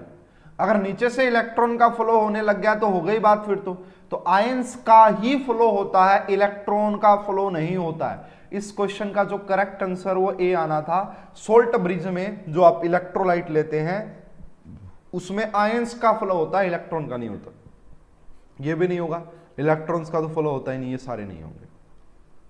उसके बाद देखिए कि ये जो हमने जो गैल्वेनिक सेल पढ़ा, इसको रिप्रेजेंटेशन कैसे दी जाती है, इसको हम कैसे रिप्रेजेंट करेंगे। रिप्रेजेंटेशन, मुझे तो हो गया था कोरोना, ओके। आपको क्या भाई, लगभग बहुत सारों को हो गया, और आधे तो ऐसे हैं जिनको पता ही नहीं कि हमें कोरोना हो भी गया और जा भी लिया, है ना, ओके, दोबारा से भी हो रहा है भाई, ठीक है। मतलब मेंटली स्ट्रॉन्ग रहिए, एक तो ये काफ़ी इंपॉर्टेंट है, एंड जितना हो सके मतलब इम्यूनिटी को बूस्ट मतलब सही रखने की कोशिश कीजिए, बस वही है, बीमार मत होइए। अगर बीमार नहीं होंगे, आप हेल्थी हैं तो आप लड़ सकते हैं, ठीक है। एंड मेंटली डिस्टर्ब नहीं होना है, मेंटली डिस्टर्बेंस बड़ी, कोई भी डिजीज हो उसमें मेंटली डिस्टर्बेंस बड़ा लॉस कर देती है, ठीक है। तो यहाँ पे बात करते हैं रिप्रेजेंटेशन ऑफ गैल्वेनिक सेल, कि आप गैल्वेनिक सेल के रिप्रेजेंटेशन कैसे करते हैं। अगर आपका एनोड हाफ सेल है, कैसा है एनोड हाफ सेल, तो मैंने आपको बताया कि एनोड सेल हाफ सेल को हम लेफ्ट साइड में रिप्रेजेंट करते हैं, लेफ्ट साइड में उसका रिप्रेजेंटेशन करते हैं एंड उसका ऑक्सीडेशन होता है। तो इसके रिप्रेजेंटेशन ऐसे की जाएगी कि यहाँ पे हम कोई मेटल रखेंगे, मेटल रहेगी सॉलिड फेज में, और यहाँ पे एक हमने ये लगाया हुआ है, और ये एक इसलिए लगाया कि ये फेज डिफरेंस को बताता है। एक आप देख रहे होंगे यहाँ पे कि हमने एक डंडा लगाया हुआ है, ठीक इस प्रकार से, डंडा बोल रहा हूँ भाई, बाकी क्या क्या बोलते हैं इसे आपको पता होगा। इसका मीनिंग ये है कि ये हमें फेज डिफरेंस को बताता है कि यहाँ पे जो मेटल है वो सॉलिड फेज में है, एंड यहाँ पे उसी मेटल का क्या होगा, उसी मेटल का यहाँ पे आयन रहा होगा Mn पॉजिटिव एक्वस फेज में, इसकी कोई ना कोई आपको कंसंट्रेशन गिवन होगी। और इसके लिए अगर ये एनोड हाफ सेल के तौर पे काम कर रहा है तो इसके लिए आपके पास एक वर्ड होगा स्टैंडर्ड ऑक्सीडेशन पोटेंशियल।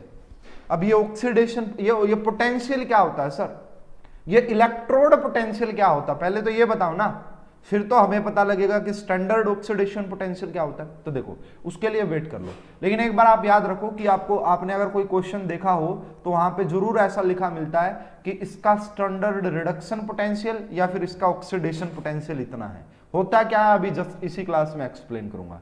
तो यहाँ पे आपको लिखा मिल रहा है SOP स्टैंडर्ड ऑक्सीडेशन पोटेंशियल। यहाँ पे देखो इसको डिनोट करने का एक ये तरीका भी होता है कि यहाँ पे लगा रखा है ई के ऊपर नोट, ये जो नोट लगा रखा है ना, इसी का मतलब स्टैंडर्ड कंडीशन होती है यहाँ पे, एंड ओपी का मतलब ऑक्सीडेशन पोटेंशियल। इसी को रिप्रेजेंट करने का ये तरीका भी होता है कि ई नोट ओ एम से Mn पॉजिटिव, ई नोट ओ एम से Mn पॉजिटिव, ये भी इसका रिप्रेजेंटेशन। देखो यहाँ पे 0 से +1 ऑक्सीडेशन, 1 2 3 किसी भी ऑक्सीडेशन में जा रहे तो इसका मतलब ऑक्सीडेशन हो रहा है, तो ये इसका रिप्रेजेंटेशन का तरीका।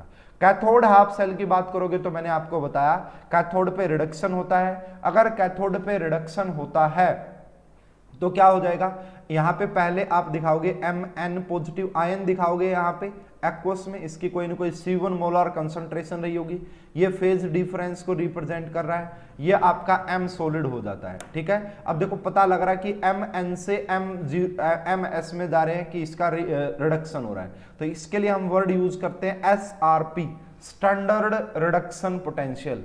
इसके लिए वर्ड यूज करते हैं इनोट RP, इसके लिए वर्ड यूज करते हैं इनोट M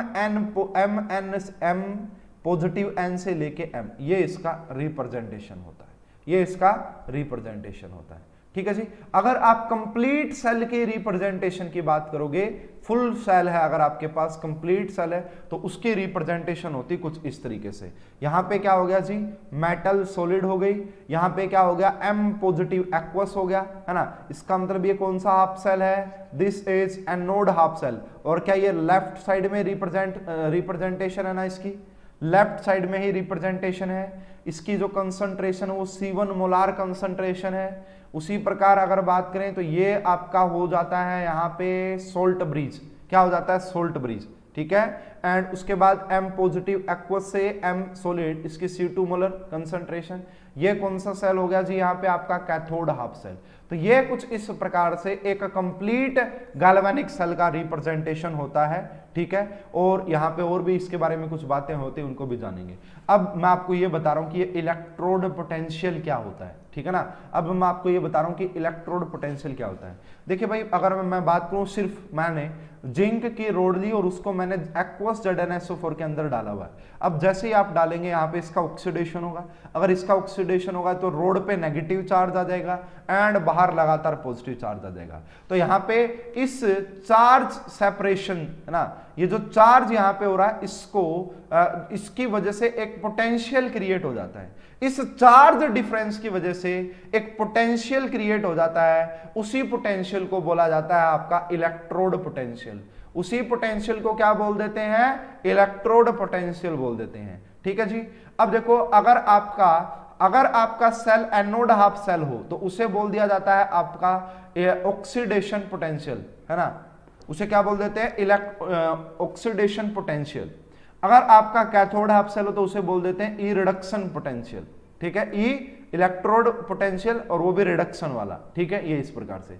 अब यहाँ पे स्टैंडर्ड कंडीशन क्या होती है, देखिए भाई डीयू के एग्जाम में डीयू का जो एंट्रेंस होता है उसमें ये भी बात पूछ ली थी कि भाई बताइए इलेक्ट्रोकेमिस्ट्री में आप स्टैंडर्ड कंडीशन क्या लेते हैं, स्टैंडर्ड कंडीशन बेसिकली क्या होती है। तो यहाँ पे अगर हम बात करें स्टैंडर्ड कंडीशन की कि वो क्या होती है, तो यहाँ पे आपने अगर स्टैंडर्ड कंडीशन की बात करते हो, जैसे मैंने लिखा था ना कि पीछे आपको ये वैल्यू गिवन होगी ई नॉट ओपी, ये स्टैंडर्ड ऑक्सीडेशन पोटेंशियल की वैल्यू गिवन होती है। जैसे अगर मैं यहाँ पे लिखूं ई नॉट जेड एन से जेड एन टू पॉजिटिव, तो पहले तो मुझे ये देख के बताओ कि ये कौन सा पोटेंशियल है, ऑक्सीडेशन है या रिडक्शन है, कौन सा पोटेंशियल है। तो देखो भाई देखने से ही पता लग रहा है कि 0 से आप +2 में जा रहे हो, इसका मतलब ऑक्सीडेशन पोटेंशियल है। अगर ऑक्सीडेशन पोटेंशियल तो इसकी जो वैल्यू होती है ना वो +076 वोल्ट होती है, ये इसकी फिक्स वैल्यू है। और ये कैसे निकाली जाती है इसको भी पढ़ाएंगे, with the help of SHE निकालते हैं हम, स्टैंडर्ड हाइड्रोजन इलेक्ट्रोड के रिस्पेक्ट में ये वैल्यूज निकाली जाती हैं। तो स्टैंडर्ड कंडीशन में हम क्या रखते हैं, जो भी आपका इलेक्ट्रोलाइट होगा उसकी कंसंट्रेशन को 1 मोलार रख देते हैं, टेम्परेचर को 298 केल्विन रख देते हैं, प्रेशर को 1 ATM रख देते हैं, 1 ATM। And this is very much important कि यहाँ पे जो एक्टिविटी होती है किसकी, प्योर सॉलिड या प्योर लिक्विड की, प्योर सॉलिड या प्योर लिक्विड की जो एक्टिविटी होती है, जो कंसंट्रेशन होती है, वो हम 1 मान के चलते हैं। क्या मान के चलते हैं, 1 मान के चलते हैं। तो इसीलिए देखो ये आपका स्टैंडर्ड का मतलब होता है कि आपने ये सब कंडीशन रखी हुई है, यहाँ पे आपने ये सब कंडीशन रखी हुई है। स्टैंडर्ड का मतलब इतना ही होता है कि आपने ये सब कंडीशन रखी हुई है। तो देखो स्टैंडर्ड ऑक्सीडेशन पोटेंशियल भी होता है, अगर आपने एनोड हाफ सेल लिया है तो, कैथोड हाफ सेल लिया तो स्टैंडर्ड रिडक्शन पोटेंशियल भी बन जाएगा। ठीक है, चलो आगे। अब देखिए ये काफी इंपॉर्टेंट पॉइंट होता है कि अगर आपको ई नोट सेल चाहिए, एक कंप्लीट सेल का स्टैंडर्ड पोटेंशियल चाहिए, स्टैंडर्ड पोटेंशियल ई सेल का मतलब कंप्लीट सेल का चाहिए, तो आपको क्या करना है, देखो आपको पता है कि जो एनोड होता है ना, एनोड उसके ऊपर होता है ऑक्सीडेशन, एनोड के ऊपर क्या होता है, ऑक्सीडेशन। तो ऑक्सीडेशन, स्टैंडर्ड ऑक्सीडेशन पोटेंशियल ले लो एनोड वाला, एंड स्टैंडर्ड रिडक्शन पोटेंशियल ले लो कैथोड वाला। क्या ले लो, कैथोड वाला। मैं क्या कह रहा हूं देखिए दोबारा से, स्टैंडर्ड ऑक्सीडेशन पोटेंशियल ले लो एनोड वाला, स्टैंडर्ड रिडक्शन पोटेंशियल ले लो कैथोड वाला, दोनों को ऐड कर दो। एक ये फार्मूला होता है इनोड सेल निकालने का, इसके ऊपर भी गेट में क्वेश्चन पूछा हुआ है, गेट में इतना बेसिक क्वेश्चन। दूसरा देखो, दूसरा आप ऐसे कर सकते हो, एक चीज और नोट कर लेनी है आपको यहाँ पे कि मान लो भाई किसी सेम मेटल का अगर ऑक्सीडेशन पोटेंशियल x है, अगर किसी सेम मेटल का ऑक्सीडेशन पोटेंशियल अगर x है, तो उसका जो रिडक्शन पोटेंशियल हो जाएगा ना वो -x हो जाएगा। सिर्फ आपका साइन चेंज होता है, सिर्फ आपका साइन चेंज होता है, बाकी कोई चेंज नहीं होता। अगर मैं इससे पहला फार्मूला मैंने ये बनाया, हालांकि मैं इसी को प्रेफर करता हूं, इसी को ज्यादा यूज करता हूं, लेकिन आपको दूसरा फॉर्मूला भी बता देता हूं यहां से। तो दूसरा फॉर्मूला ये है, अगर मैं इसको देखो reduction potential, E naught cell किसके इक्वल भी आ जाएगा, ई नोट सेल किसके इक्वल भी आ जाएगा, E naught reduction potential of cathode, cathode का रिडक्शन पोटेंशियल क्या हो गया, reduction potential at cathode minus क्या कर दूं, रिडक्शन पोटेंशियल ऑफ एनोड। क्या ये लिख सकता हूं, यस बिल्कुल लिख सकते हैं भाई, क्योंकि अब आपने क्या किया, रिडक्शन पोटेंशियल की टर्म में आपने बात की। कैथोड का रिडक्शन पोटेंशियल वो तो वैसा का वैसा रहा, इसकी वैल्यू नेगेटिव हो गई होगी बस, इसीलिए। इसका तीसरा जो फॉर्मूला आप बना के लिख सकते हो, वो कैसे लिख सकते हो कि जो ई नोट सेल होता है वो किसके इक्वल हो जाएगा, आपका ई नोट।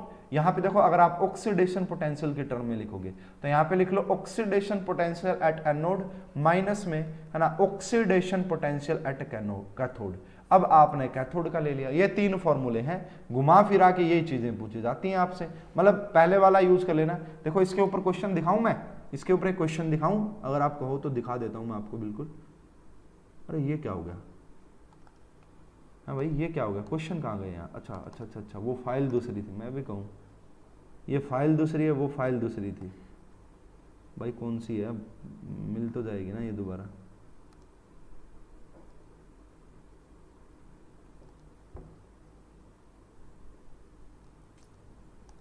चलो बाद में ढूंढ लेंगे, उसको पहले ये तो देखें। इसके ऊपर एक क्वेश्चन,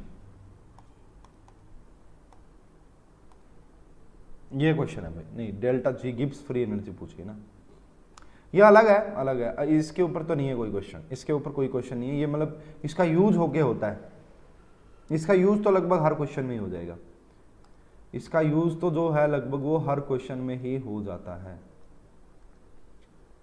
अब मुझे वो फाइल ना मिले, ये मिल गई भाई, आ गई, कहाँ पे आ गए थे, यहाँ पे, ठीक है, ये बातें मैंने बताई। उसके बाद very very important point note कीजिएगा, क्या है वो ये भाई हमारे पास थर्मोडायनेमिक्स में आपको पढ़ाया जाता है, दो टाइप की प्रॉपर्टीज होती है।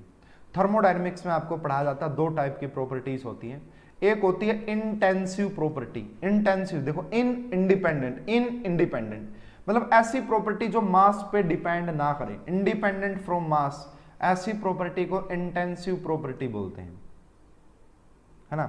जो प्रॉपर्टी मास पे डिपेंड ना करे उन्हें हम इंटेंसिव प्रॉपर्टी बोलते हैं।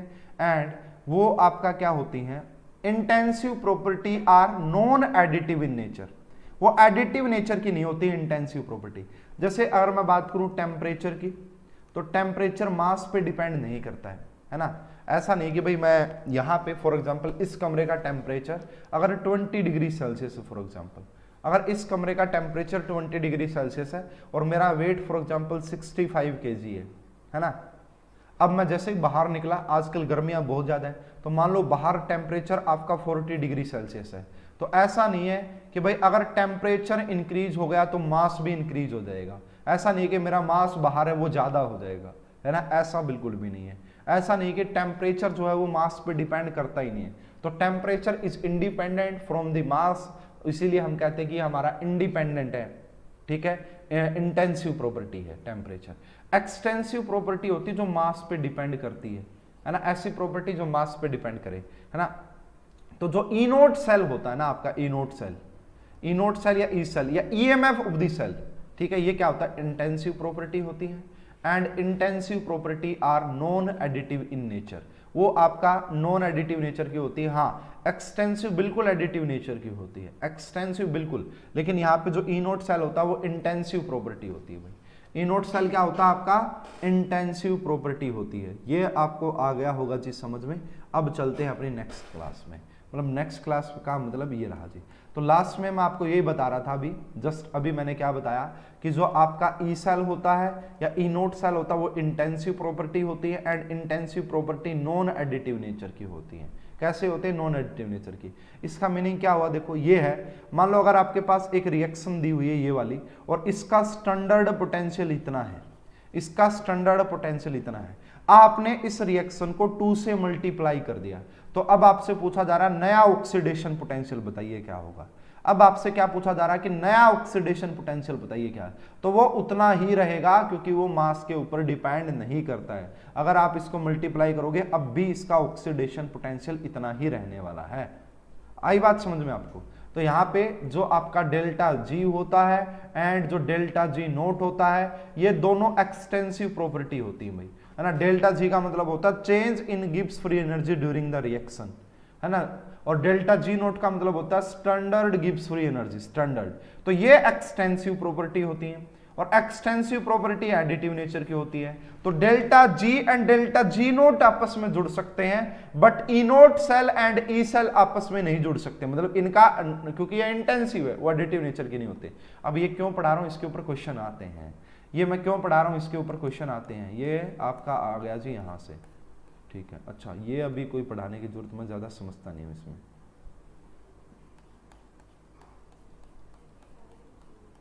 हाँ, मैं आपको ये पढ़ा रहा था यहां से, देखिए।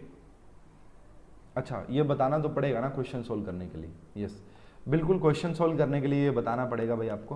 हालांकि मैं इसको आगे जाके और डिटेल में एक्सप्लेनेशन दूंगा नेक्स्ट क्लास में, जब हम नर्स्ट इक्वेशन पढ़ेंगे वहां पे मैं इसकी और डिटेल एक्सप्लेनेशन दे रहा हूँ। तो देखिए भाई, थर्मोडायनेमिक्स में आपको एक इक्वेशन पढ़ाई जाती है, गिव्स एनर्जी।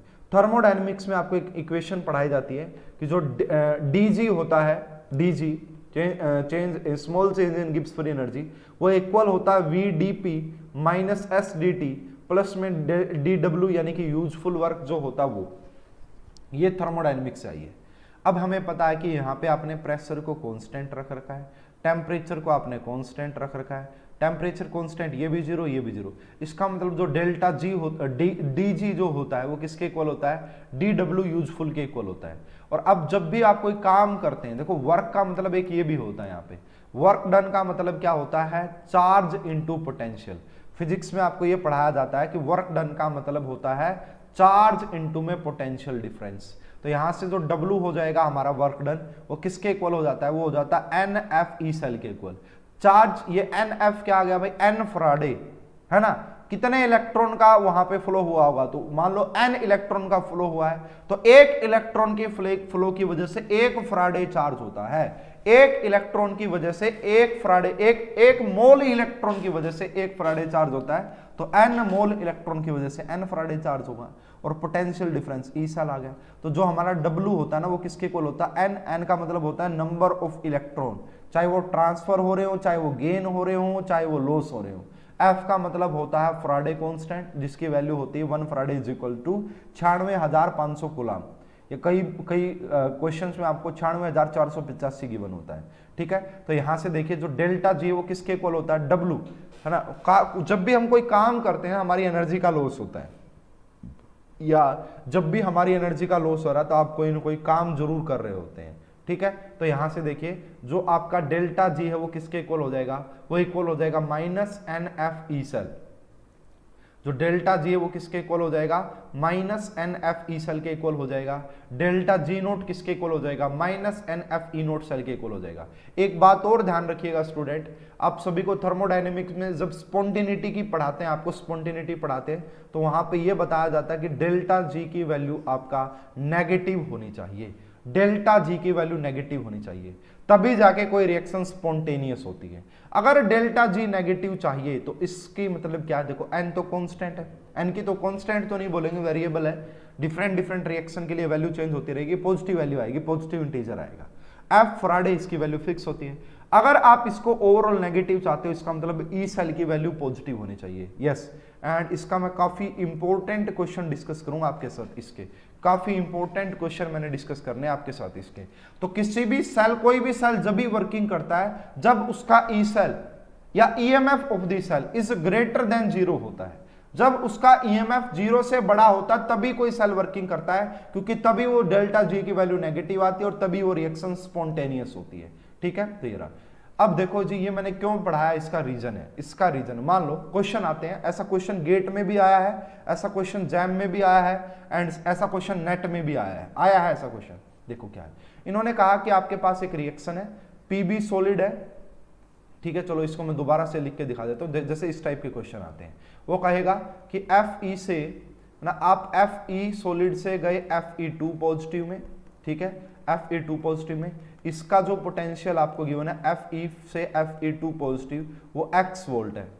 फिर आप क्या गए, Fe सॉलिड से आप गए Fe3 पॉजिटिव सॉलिड में, है ना। तो इसका भी आपको जो ऑक्सीडेशन पोटेंशियल है वो गिवन है, कितना, Fe से Fe3 पॉजिटिव वायु है। अब आपसे ये पूछा जा रहा है कि आप इसमें आप ये लगा लो, Fe2 पॉजिटिव से Fe इसमें गए, किस में गए, Fe2 पॉजिटिव एक्वस से आप यहां पे गए। स्टूडेंट एक्टिव नहीं है कुछ, कोई बात नहीं भाई। अब देखो आपका फर्ज बनता है, आप एक्टिव रहोगे तभी जाके मैं आपकी जवाब दे पाऊंगा।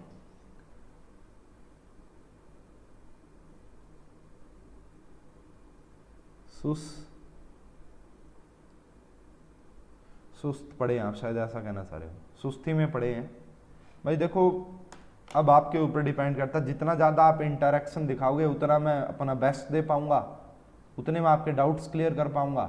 लेकिन अगर आप इंटरेक्ट नहीं करेंगे तो फिर क्या रहता है, वो तो आपके ऊपर डिपेंड करता है। इंटरेक्शन तो आपको दिखानी है, मैं मेरा फर्ज अदा कर रहा हूँ, आपका फर्ज है इंटरेक्ट करना। अब मैं कोई चीज़ पूछता हूँ, कोई क्वेश्चन पूछता हूँ, उसका रिप्लाई दो, ठीक है ना। मैं पूछता हूँ ये आपको पता है, रिप्लाई दोगे तो ही बात बनेगी, नहीं दोगे तो कोई बात नहीं, ठीक है। और तीसरी चीज मैं आपसे यहाँ पे ये पूछ रहा हूँ, अगर आपसे एग्जामिनर ये कह दे कि Fe से, है ना, Fe सॉलिड से Fe3 पॉजिटिव, तो Fe3 पॉजिटिव एक्वस, अब इसका आपको ई नोट बताना है, इसका आपको ई नोट सेल बताना है। ऐसे क्वेश्चन एग्जाम में आए हैं, तो कैसे डील करेंगे भाई इसको बताना स्टूडेंट इसका आंसर। चलो मैं आपको ऑप्शन दे देता हूं। पहला ऑप्शन है x प्लस वाई, दूसरा ऑप्शन है आपका x माइनस वाई, तीसरा ऑप्शन यहां पे जो दिया गया है आपको वो क्या दिया गया है 2x सुस्त अवस्था। अच्छा सुस्त अवस्था समझ गया मैं, आप शायद है ना ये बात कहना चाह रहे हैं। ठीक है कोई बात नहीं भाई, आप इसके ऊपर ध्यान दो, टॉपिक के ऊपर। उनको पढ़ना होगा तो वो पढ़ लेंगे, उनको नहीं पढ़ना होगा तो वो नहीं पढ़ेंगे, है ना, वो तो उन्हीं के ऊपर डिपेंड करता है, हम कुछ कर नहीं सकते हैं बेसिकली। ठीक है हमारा जो फर्ज बनता है वो हम कर रहे हैं। बताओ भाई इसका आंसर क्या होगा, बताइए स्टूडेंट इस क्वेश्चन का आंसर क्या होगा फटाफट से। अच्छा क्वेश्चन है, काफी डिटेल में डिस्कस करेंगे। बताइए इस क्वेश्चन का करेक्ट आंसर क्या होगा, और ये भी बताइए कि आप इसको किस तरीके से डील करेंगे इस क्वेश्चन को। अब देखो भाई आप सुस्त अवस्था में हो, ठीक है, मैं चला गया सुस्त अवस्था में तो दिक्कत हो जाएगी। सुस्ती से मैं अगर पढ़ाऊंगा तो फिर आपको कुछ समझ में नहीं आएगा।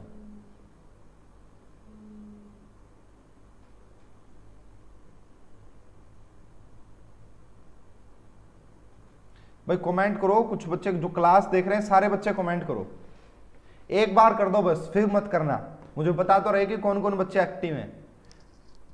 एक बार तो कमेंट करो जल्दी से।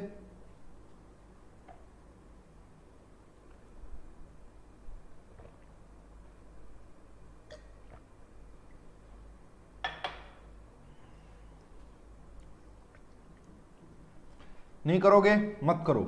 देखिए भाई बहुत सारे बच्चे क्या करेंगे सर, देखो ये है ना कि अगर हम इन दोनों रिएक्शन को ऐड कर दें, देखो बहुत सारे बच्चे क्या कहेंगे कि ये भी एक्वस में है, वो कहेंगे सर हम इन दोनों रिएक्शन को ऐड कर देते हैं। ऐड करने से क्या होगा कि ये देखो Fe2 पॉजिटिव से Fe2 पॉजिटिव, अगर ये दोनों रिएक्शन ऐड हो रही है तो इनका इलेक्ट्रोड पोटेंशियल भी ऐड हो जाएगा और ए आंसर आ जाएगा। लेकिन ऐसा होता नहीं है। जस्ट अभी मैंने बताया है कि जो इनोट सेल होता है वो आपका इंटेंसिव प्रॉपर्टी होती है, वो आपका इंटेंसिव प्रॉपर्टी होती है। अगर वो आपका इंटेंसिव प्रॉपर्टी है ना तो वो आपका नॉन एडिटिव नेचर की रहेगी। 4 है सिर्फ, अरे 4 है, 4 भी कहाँ है, मैं तो एक को ही मानूंगा स्टूडेंट। तो अब देखने वाले कितने ही देखते रहे, मुझे क्या मतलब बनता है। जो मुझसे इंटरैक्ट कर रहा है, मेरे क्वेश्चंस का आंसर कर रहा है, मैं तो उसको स्टूडेंट मानूंगा। ठीक है बाकी को मैं स्टूडेंट मान ही नहीं रहा हूँ। इंटेंसिव होती है और वो नॉन एडिटिव की होती है, तो आप डायरेक्ट इनको ऐड नहीं कर सकते, ये आंसर आपका रॉन्ग है। तो क्या करें सर, देखो हाँ तो आप ये जरूर कर सकते हैं, यहाँ पे सी आएगा इसका आंसर। वेरी गुड, आपने सी आंसर दिया इस क्वेश्चन का। तो सी कैसे दिया भाई सोनम, ये भी बता दे सर, बताओ सी कैसे दिया आपने आंसर। सी बताया भाई, तो देखो इसके लिए आप क्या निकालो, डेल्टा जी निकालो। क्या इस रिएक्शन के लिए डेल्टा जी नोट निकाल सकते हो। क्या फार्मूला था, माइनस एन कितना है, चेंज इन ऑक्सीडेशन नंबर, कितने का चेंज हो रहा है, 2 का। तो 2 यहां पे हो गया एफ एंड यहां पे हो गया ई नोट सेल, और यहां पे जो ई नोट सेल है इस रिएक्शन के लिए वो एक्स है, तो मैं एक्स लिख दूं, वो मैं एक्स लिख सकता हूं ना। इसी प्रकार क्या हो जाएगा आपका डेल्टा जी इस रिएक्शन के लिए क्या हो जाएगा, सबसे पहले तो माइनस, फिर लगाया हमने 1 और फिर हम लगाएंगे यहाँ पे एफ फ्राडे एंड यहाँ का जो है आपका वो है वाई। ठीक है अगर मैं तीसरी रिएक्शन के लिए डेल्टा जी नोट लिखूं तो वो आप कैसे लिखेंगे, सबसे पहले लिखेंगे माइनस, उसके बाद एन कितना हो गया 3, चेंज इन ऑक्सीडेशन नंबर 0 से 3 में गए, चेंज इन ऑक्सीडेशन नंबर 3, उसके बाद आपने यहाँ पे किया एफ एंड उसके बाद आपने यहाँ पे इसकी वैल्यू निकालनी, तो इसको मैं लिख देता हूँ फॉर एग्जांपल एक टाइम के लिए ए मान लेता हूँ कि इसकी जो वैल्यू है वो ए है। ठीक है तो अब है मैं इन दोनों को तो जोड़ के लिख सकता हूं और इसके इक्वल पुट कर सकता हूं। हाँ। अब यहां कैसे लिखूं मैं, अरे बस ये बताओ ना ए बी सी डी क्या होगा, ये रहा। तो अब देखो जो डेल्टा जी नोट होगा वो किसके इक्वल हो जाएगा, इसका तीसरा वाला, जो तीसरे वाला होगा ये तीसरे वाला, इसको मैं तीसरा कह देता हूं, इसको दूसरा, इसको 1, तो delta G naught 3 is equal to delta G naught 1 and plus में डेल्टा जी नोट 2 के इक्वल हो जाएगा। ठीक है अब यहां से देखिए इक्वल पुट कर दीजिए, 3f इंटू में a, यहां पे क्या हो जाएगा 2f इंटू में x माइनस f इंटू में x। तो यहां से आप पहली बात तो माइनस और फ्राडे को कांस्टेंट निकाल लो, माइनस फ्राडे को जैसे ही कांस्टेंट निकालोगे तो यहाँ पे बचेगा 3a, यहाँ पे बचेगा 2x एंड यहाँ पे बचेगा y, एंड यहाँ पे a की वैल्यू किसके इक्वल आ गई 2x प्लस वाई बाई में 3 के इक्वल आ गई। किसके इक्वल आ गई? 2x प्लस वाई एंड इसको डिवाइड कर दिया 3 से। तो ऐसा कौन सा ऑप्शन नजर आ रहा है? सी ऑप्शन नजर आ रहा है। तो कभी भी डायरेक्ट ऐड नहीं करना। अब देखो इन जनरल आपके लिए फॉर्मूला बताता हूं। सी बोला तो हाँ, फिर मैंने तो कहा सी ठीक है, मैं तो आपसे पूछ रहा था रीजन बताओ। मैंने ऐसा थोड़ी नहीं कहा कि रॉन्ग है, मैंने तो नहीं कहा ऐसा रॉन्ग है, सी बिल्कुल सही है। मैं तो रीजन पूछ रहा था आपसे कि रीजन बताओ क्या है। तो इस क्वेश्चन का जो करेक्ट आंसर वो सी आएगा। अब देखो इन जनरल कभी भी ऐसा क्वेश्चन आ जाए तो उसको कैसे डील करना होता है। इन जनरल अगर कभी भी ऐसा क्वेश्चन आ जाए कि आपको वहां पे डिफरेंट रिएक्शन गिवन होंगी एंड उनके डिफरेंट स्टैंडर्ड पोटेंशियल गिवन हो, तो देखिए मान लो आपको तीसरे का पोटेंशियल निकालना, तो क्या करोगे? N1 पहली जो रिएक्शन है उसका N1 एंड उसी रिएक्शन का आपका स्टैंडर्ड पोटेंशियल, फिर दूसरी रिएक्शन का जो N2 है और उसका रिडक्शन पोटेंशियल, और डिवाइड कर देंगे इसको N3 से। N3 से मतलब जिसका भी आपको जो पोटेंशियल निकालना है ना, जिस भी रिएक्शन के लिए आपको पोटेंशियल निकालना है उसकी n की वैल्यू से डिवाइड कर देना। अब n की वैल्यू का मतलब क्या होता है? चेंज इन ऑक्सीडेशन नंबर कि कितना। तो ये आपका जो है, इससे आप बिल्कुल आराम से क्वेश्चन को सॉल्व कर पाएंगे, बिल्कुल आराम से इसको, ठीक है। एंड इसी से देखो कुछ ऐसे क्वेश्चन भी आ जाते हैं ये वाले लैटिमर डायग्राम से रिलेटेड। गेट में क्वेश्चन आया, डिस्क्रिप्शन कैसे देती थी आप देती? अरे ये बताओ ना कि सर पहले गिब्स फ्री लिख दो ना इसको वर्डिंग में कि हम गिब्स फ्री एनर्जी को निकालेंगे, फिर गिब्स फ्री एनर्जी को ऐड करेंगे एंड गिब्स फ्री एनर्जी की हेल्प से हम निकालेंगे, क्योंकि Gibbs free energy extensive property होती है and extensive property additive nature की होती है। ऐसे लिखते बस, मैं समझ जाता।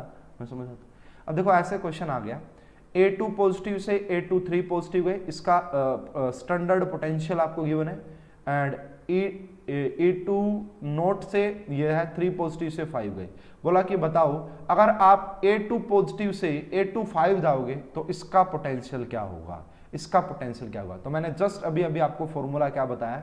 सबसे पहले देखो यहाँ पे फर्स्ट रिएक्शन है ये, N1 कितना है, कितने N की वैल्यू यानी कि कितना चेंज हो रहा है यहाँ पे, तो 2 से 3 का चेंज हो रहा है, 2 से 3 चले गए आप। A2 पॉजिटिव से आप A3 पॉजिटिव चले गए, तो यहाँ पे N1 की जो वैल्यू आ गई वो 1 आ गई। कितनी आ गई जी? 1। उसके बाद अगर बात करें यहाँ पे जो आपका इसका गिवन है, तो 1 इंटू में उसका पोटेंशियल, यहाँ पे चेंज इन ऑक्सीडेशन नंबर कितना है? 2 का। अगेन सर नहीं समझे, सत्यम कह रहा है क्या नहीं समझा? कौन से वाला नहीं समझा भाई? बहुत लॉन्ग हो जाता है, इतने आपने समझा दिया। अच्छा कोई बात नहीं। सत्यम आपको कौन सा समझ में नहीं आया, कौन सा मैं रिपीट करूं बताओ एक बार जल्दी से। तो वो यही है, वो इसके इक्वल आप लिखोगे। चलो इसको मैं लॉन्ग मेथड से बता देता हूं, शायद सत्यम को समझ में आ जाएगा। देखिए सत्यम इस क्वेश्चन को जो ये लिखा हुआ ना ऐसे, इसे आपको ऐसे लिख के देगा एग्जामिनर कि A2 पॉजिटिव एक्वस है आपके पास, A2 पॉजिटिव एक्वस एंड वहां से आप जा रहे हैं किसमें? A3 पॉजिटिव एक्वस में, ठीक है। तो यहाँ पे एक इलेक्ट्रॉन लिखेगा और इसका वो पोटेंशियल लिख के देगा, ठीक है। इसका पोटेंशियल फॉर एग्जांपल x है।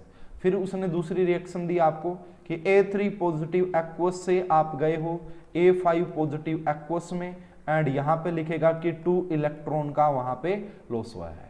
तो इसको क्या लिख के दिया उसने कि इसका वैल्यू देगा वो आपको। फिर वो आपसे पूछ रहा है कि अगर A2 पॉजिटिव से A2 पॉजिटिव एक्वस से अगर A5 पॉजिटिव एक्वस हो तो इसका आपको पोटेंशियल बताना, E3 नोट कितना होगा ये आपको बताना है। तो क्या करेंगे भाई, सबसे पहले यहाँ पे हम डेल्टा जी से जाएंगे। इसके लिए अगर आप डेल्टा जी नोट लिखोगे फर्स्ट वाला, तो वो किसके इक्वल आएगा? क्या फार्मूला होता है? -NF E naught cell. तो माइनस हो गया और n की वैल्यू कितनी हो जाएगी जी? 1 हो जाएगी। n की वैल्यू कितनी हो जाएगी? 1, क्योंकि चेंज इन एक इलेक्ट्रॉन का यहाँ पे लॉस हो रहा 1, F इंटू में x। इसके लिए डेल्टा जी नोट 2 कहां से लिखोगे? इसके लिए लिखोगे सबसे पहले माइनस, यहाँ पे 2 इलेक्ट्रॉन का लॉस हो रहा है 2 इंटू में F इंटू में y। इस 3 वाले के लिए कहां से लिखोगे? तो इसके लिए लिखोगे 3 का चेंज हो रहा है, 3 का प्लस 3 इलेक्ट्रॉन, तो यहाँ पे लिखोगे -3F इंटू में E नोट 3, ठीक है। अब क्या करोगे? अब अगर ये कैसे मिलेगा आपको ये रिएक्शन? इन दोनों को ऐड कर दो। अगर आप इन दोनों को ऐड करोगे तो इन दोनों को जोड़ दो। गिब्स वाला नहीं आया उसे समझ शायद, ओके ठीक है सोनम, मैं बता रहा हूँ समझा रहा हूँ। तो यहाँ से अगर देखा जाए तो हम लिख सकते हैं कि जो डेल्टा जी नोट 3 होता है वो किसके इक्वल हो जाएगा?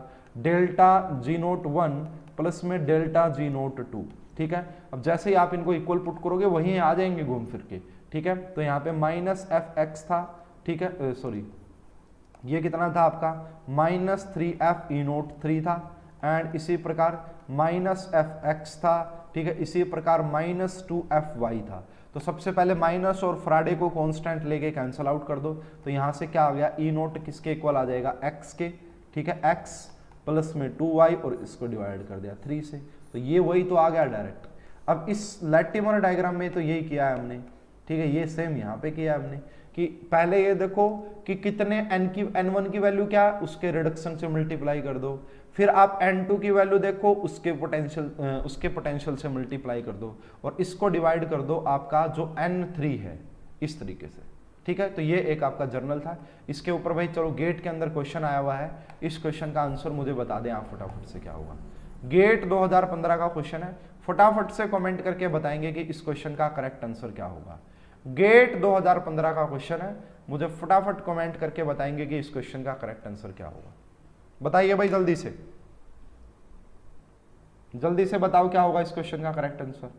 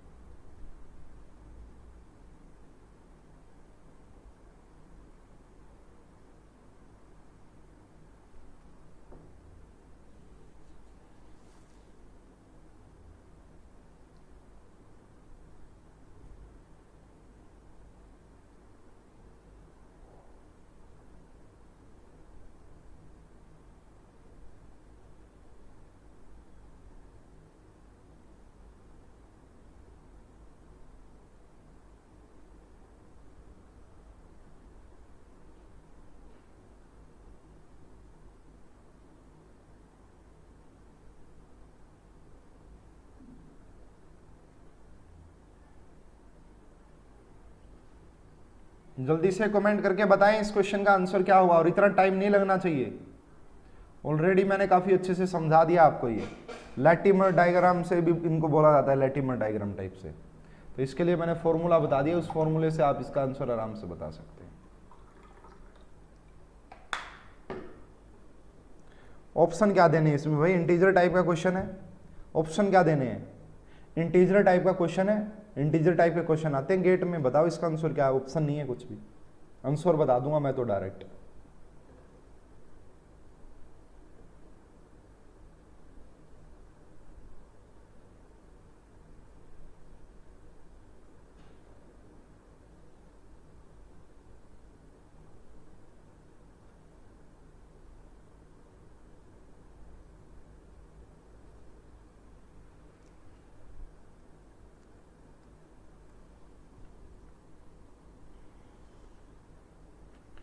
भाई काफी टाइम लगा दिया।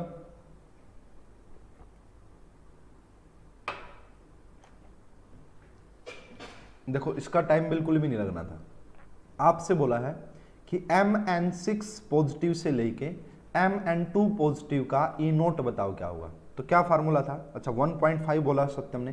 देखिए सबसे पहले n की वैल्यू देखो कितनी है, n की वैल्यू 1 है, n2 की वैल्यू भी 1 है, n3 की वैल्यू भी 1 है, n4 की वैल्यू भी 1 है। कुछ नहीं करना था, देखो 1 इंटू में 1.28 प्लस 1 इंटू में 2.9 प्लस 1.0.69 इंटू में चल रहा है ये, ठीक है, प्लस 1 इंटू में 1.5, इसको डिवाइड कर देंगे। मैंने क्या लिखा था, n1 इंटू में ई नोट 1, n2 इंटू में ई नोट 2, बताओ फिर आंसर ये रहा। और इसको डिवाइड करेंगे इसके n से, और वो कितना है 4, कितना है वो 4 है। अब इनको ऐड कर दो आपस में, तो 1.28 को ऐड कर दो 2.9 से, 0.98 से, एंड एक और रह गया जी 1.5 से, इनको ऐड करो और देखो क्या आ रहा है आंसर 16, ठीक है, एंड 18 और 5 23 और 2 25 और 1 26, ठीक है, ये आ गया है ना यहाँ पे। एंड इसके बाद अगर बात की जाए 26 2 और ये आ जाएगा 6, इसको डिवाइड करना 4 से, इसको डिवाइड करो 4 से, आंसर आ जाएगा 3/2। यस 1.5 के समथिंग आएगा आंसर, 1.5 के आंसर आएगा। 1.5 के आसपास इसका आंसर आ जाएगा। ठीक है भाई, कर लोगे ना क्वेश्चन? तो ये क्वेश्चन है, और ये ऐसा ही क्वेश्चन देखो एक जैम में भी पूछा गया था, ऐसा ही क्वेश्चन आपका आईआईटी जैम के एग्जाम में भी पूछा था। तो जल्दी से आप इसका आंसर भी बता दें क्या होगा। हाँ 1.6 ये हो सकता है, आप एग्जैक्ट कर लेना भाई कैलकुलेशन, आप एग्जैक्ट कैलकुलेशन कर लेना, कैलकुलेटर आपके पास अवेलेबल होगा। अगर कहो तो मैं करके बता देता हूँ भाई, अगर आप कहोगे तो मैं ये कैलकुलेशन करके बता देता हूँ, है ना? आप कर लेना भाई से, है ना? सिंपल कैलकुलेशन बच गई अब।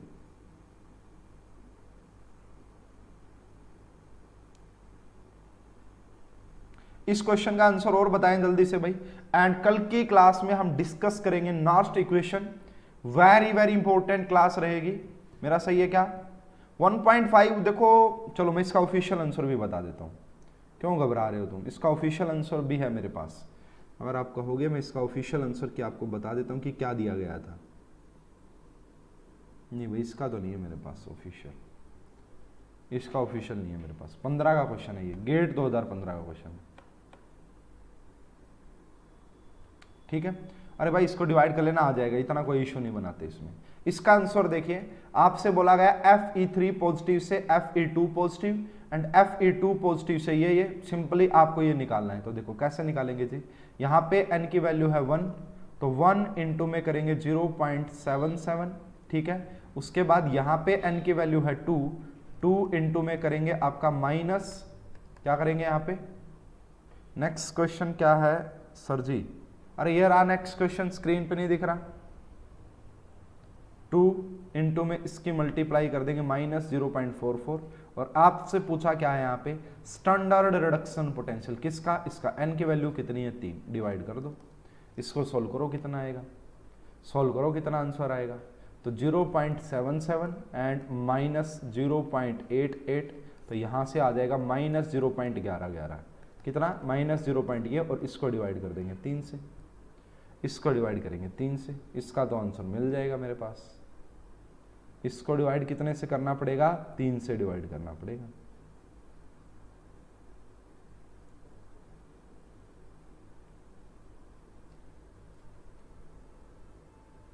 ठीक है भाई, आप इसको कर लीजिएगा अटेम्प्ट। ठीक है, तो ये हमारा जो पार्ट था वो बेसिक पार्ट था गैल्वेनिक सेल का। हालांकि ये वाला जो मैंने आपको पढ़ाया ये काफी ज्यादा इंपॉर्टेंट है। तो कल हम पढ़ेंगे हमारा वेरिएशन ऑफ इलेक्ट्रोड पोटेंशियल, कि जो आपका इलेक्ट्रोड पोटेंशियल होता है उसका क्या वेरिएशन होता है कंसंट्रेशन के साथ और टेम्परेचर के साथ। इसी को नॉस्ट इक्वेशन बोलते हैं। एंड वेरी वेरी इंपॉर्टेंट, इसके आपको बहुत सारे क्वेश्चन देखने को मिलेंगे। तो कल 12 बजे एग्जैक्ट मिलेंगे एंड नॉस्ट इक्वेशन के बारे में काफी डिटेल में हम पढ़ेंगे। तो कल वाली क्लास कोई मिस ना करे स्टूडेंट। एंड जैसे आपने देखा है कि मैं जो भी टॉपिक करवाता हूँ उसके साथ के साथ प्रीवियस ईयर भी करवा देता हूँ, जिससे कि आपको आइडिया हो जाता है कि किस एग्जाम में किस लेवल के क्वेश्चन पूछे जाते हैं। ठीक है, तो आज हमने बेसिक जाना कि इलेक्ट्रोकेमिस्ट्री में बेसिक क्या है, सिलेबस क्या है, किस टाइप के क्वेश्चन आते हैं, वो सारी बातें हमने यहाँ पे डिस्कस की है। अगर ये वीडियो आपको अच्छी लगी है तो आप इस वीडियो को लाइक कर सकते हैं। ठीक है, इस वीडियो को लाइक कर दीजिएगा, अपने फ्रेंड्स तक शेयर कर दीजिए। एंड जिसको भी इलेक्ट्रोकेमिस्ट्री कंप्लीट पढ़नी है, क्लास 12th का टॉपिक है। हाँ नहीं, ये क्लास 12th का टॉपिक थोड़ी नहीं है भाई। हाँ, आज वाला जो लेक्चर वो बेसिक था, मैं मानता हूँ, धीरे धीरे हम आगे बढ़ेंगे। माइनस में आएगा तो 0.33 के समथिंग, यस बिल्कुल सही है। तो ये रहा, लाइक करें, शेयर करें एंड चैनल को सब्सक्राइब करके रख लें। ठीक है, इलेक्ट्रोमैग्नेटिक चैनल को सब्सक्राइब करके रख लें भाई। उसके बाद अगर आप में से कोई स्टूडेंट प्लस सब्सक्रिप्शन के लिए चाहता है कि वो प्लस सब्सक्रिप्शन ज्वाइन करना चाहता है तो वो कोड यूज करेगा and that code is SKCAM। अगर वो SKCAM कोड यूज करता है तो मिलेगा आपको 10% डिस्काउंट, तो मिलेगा आपको 10% डिस्काउंट।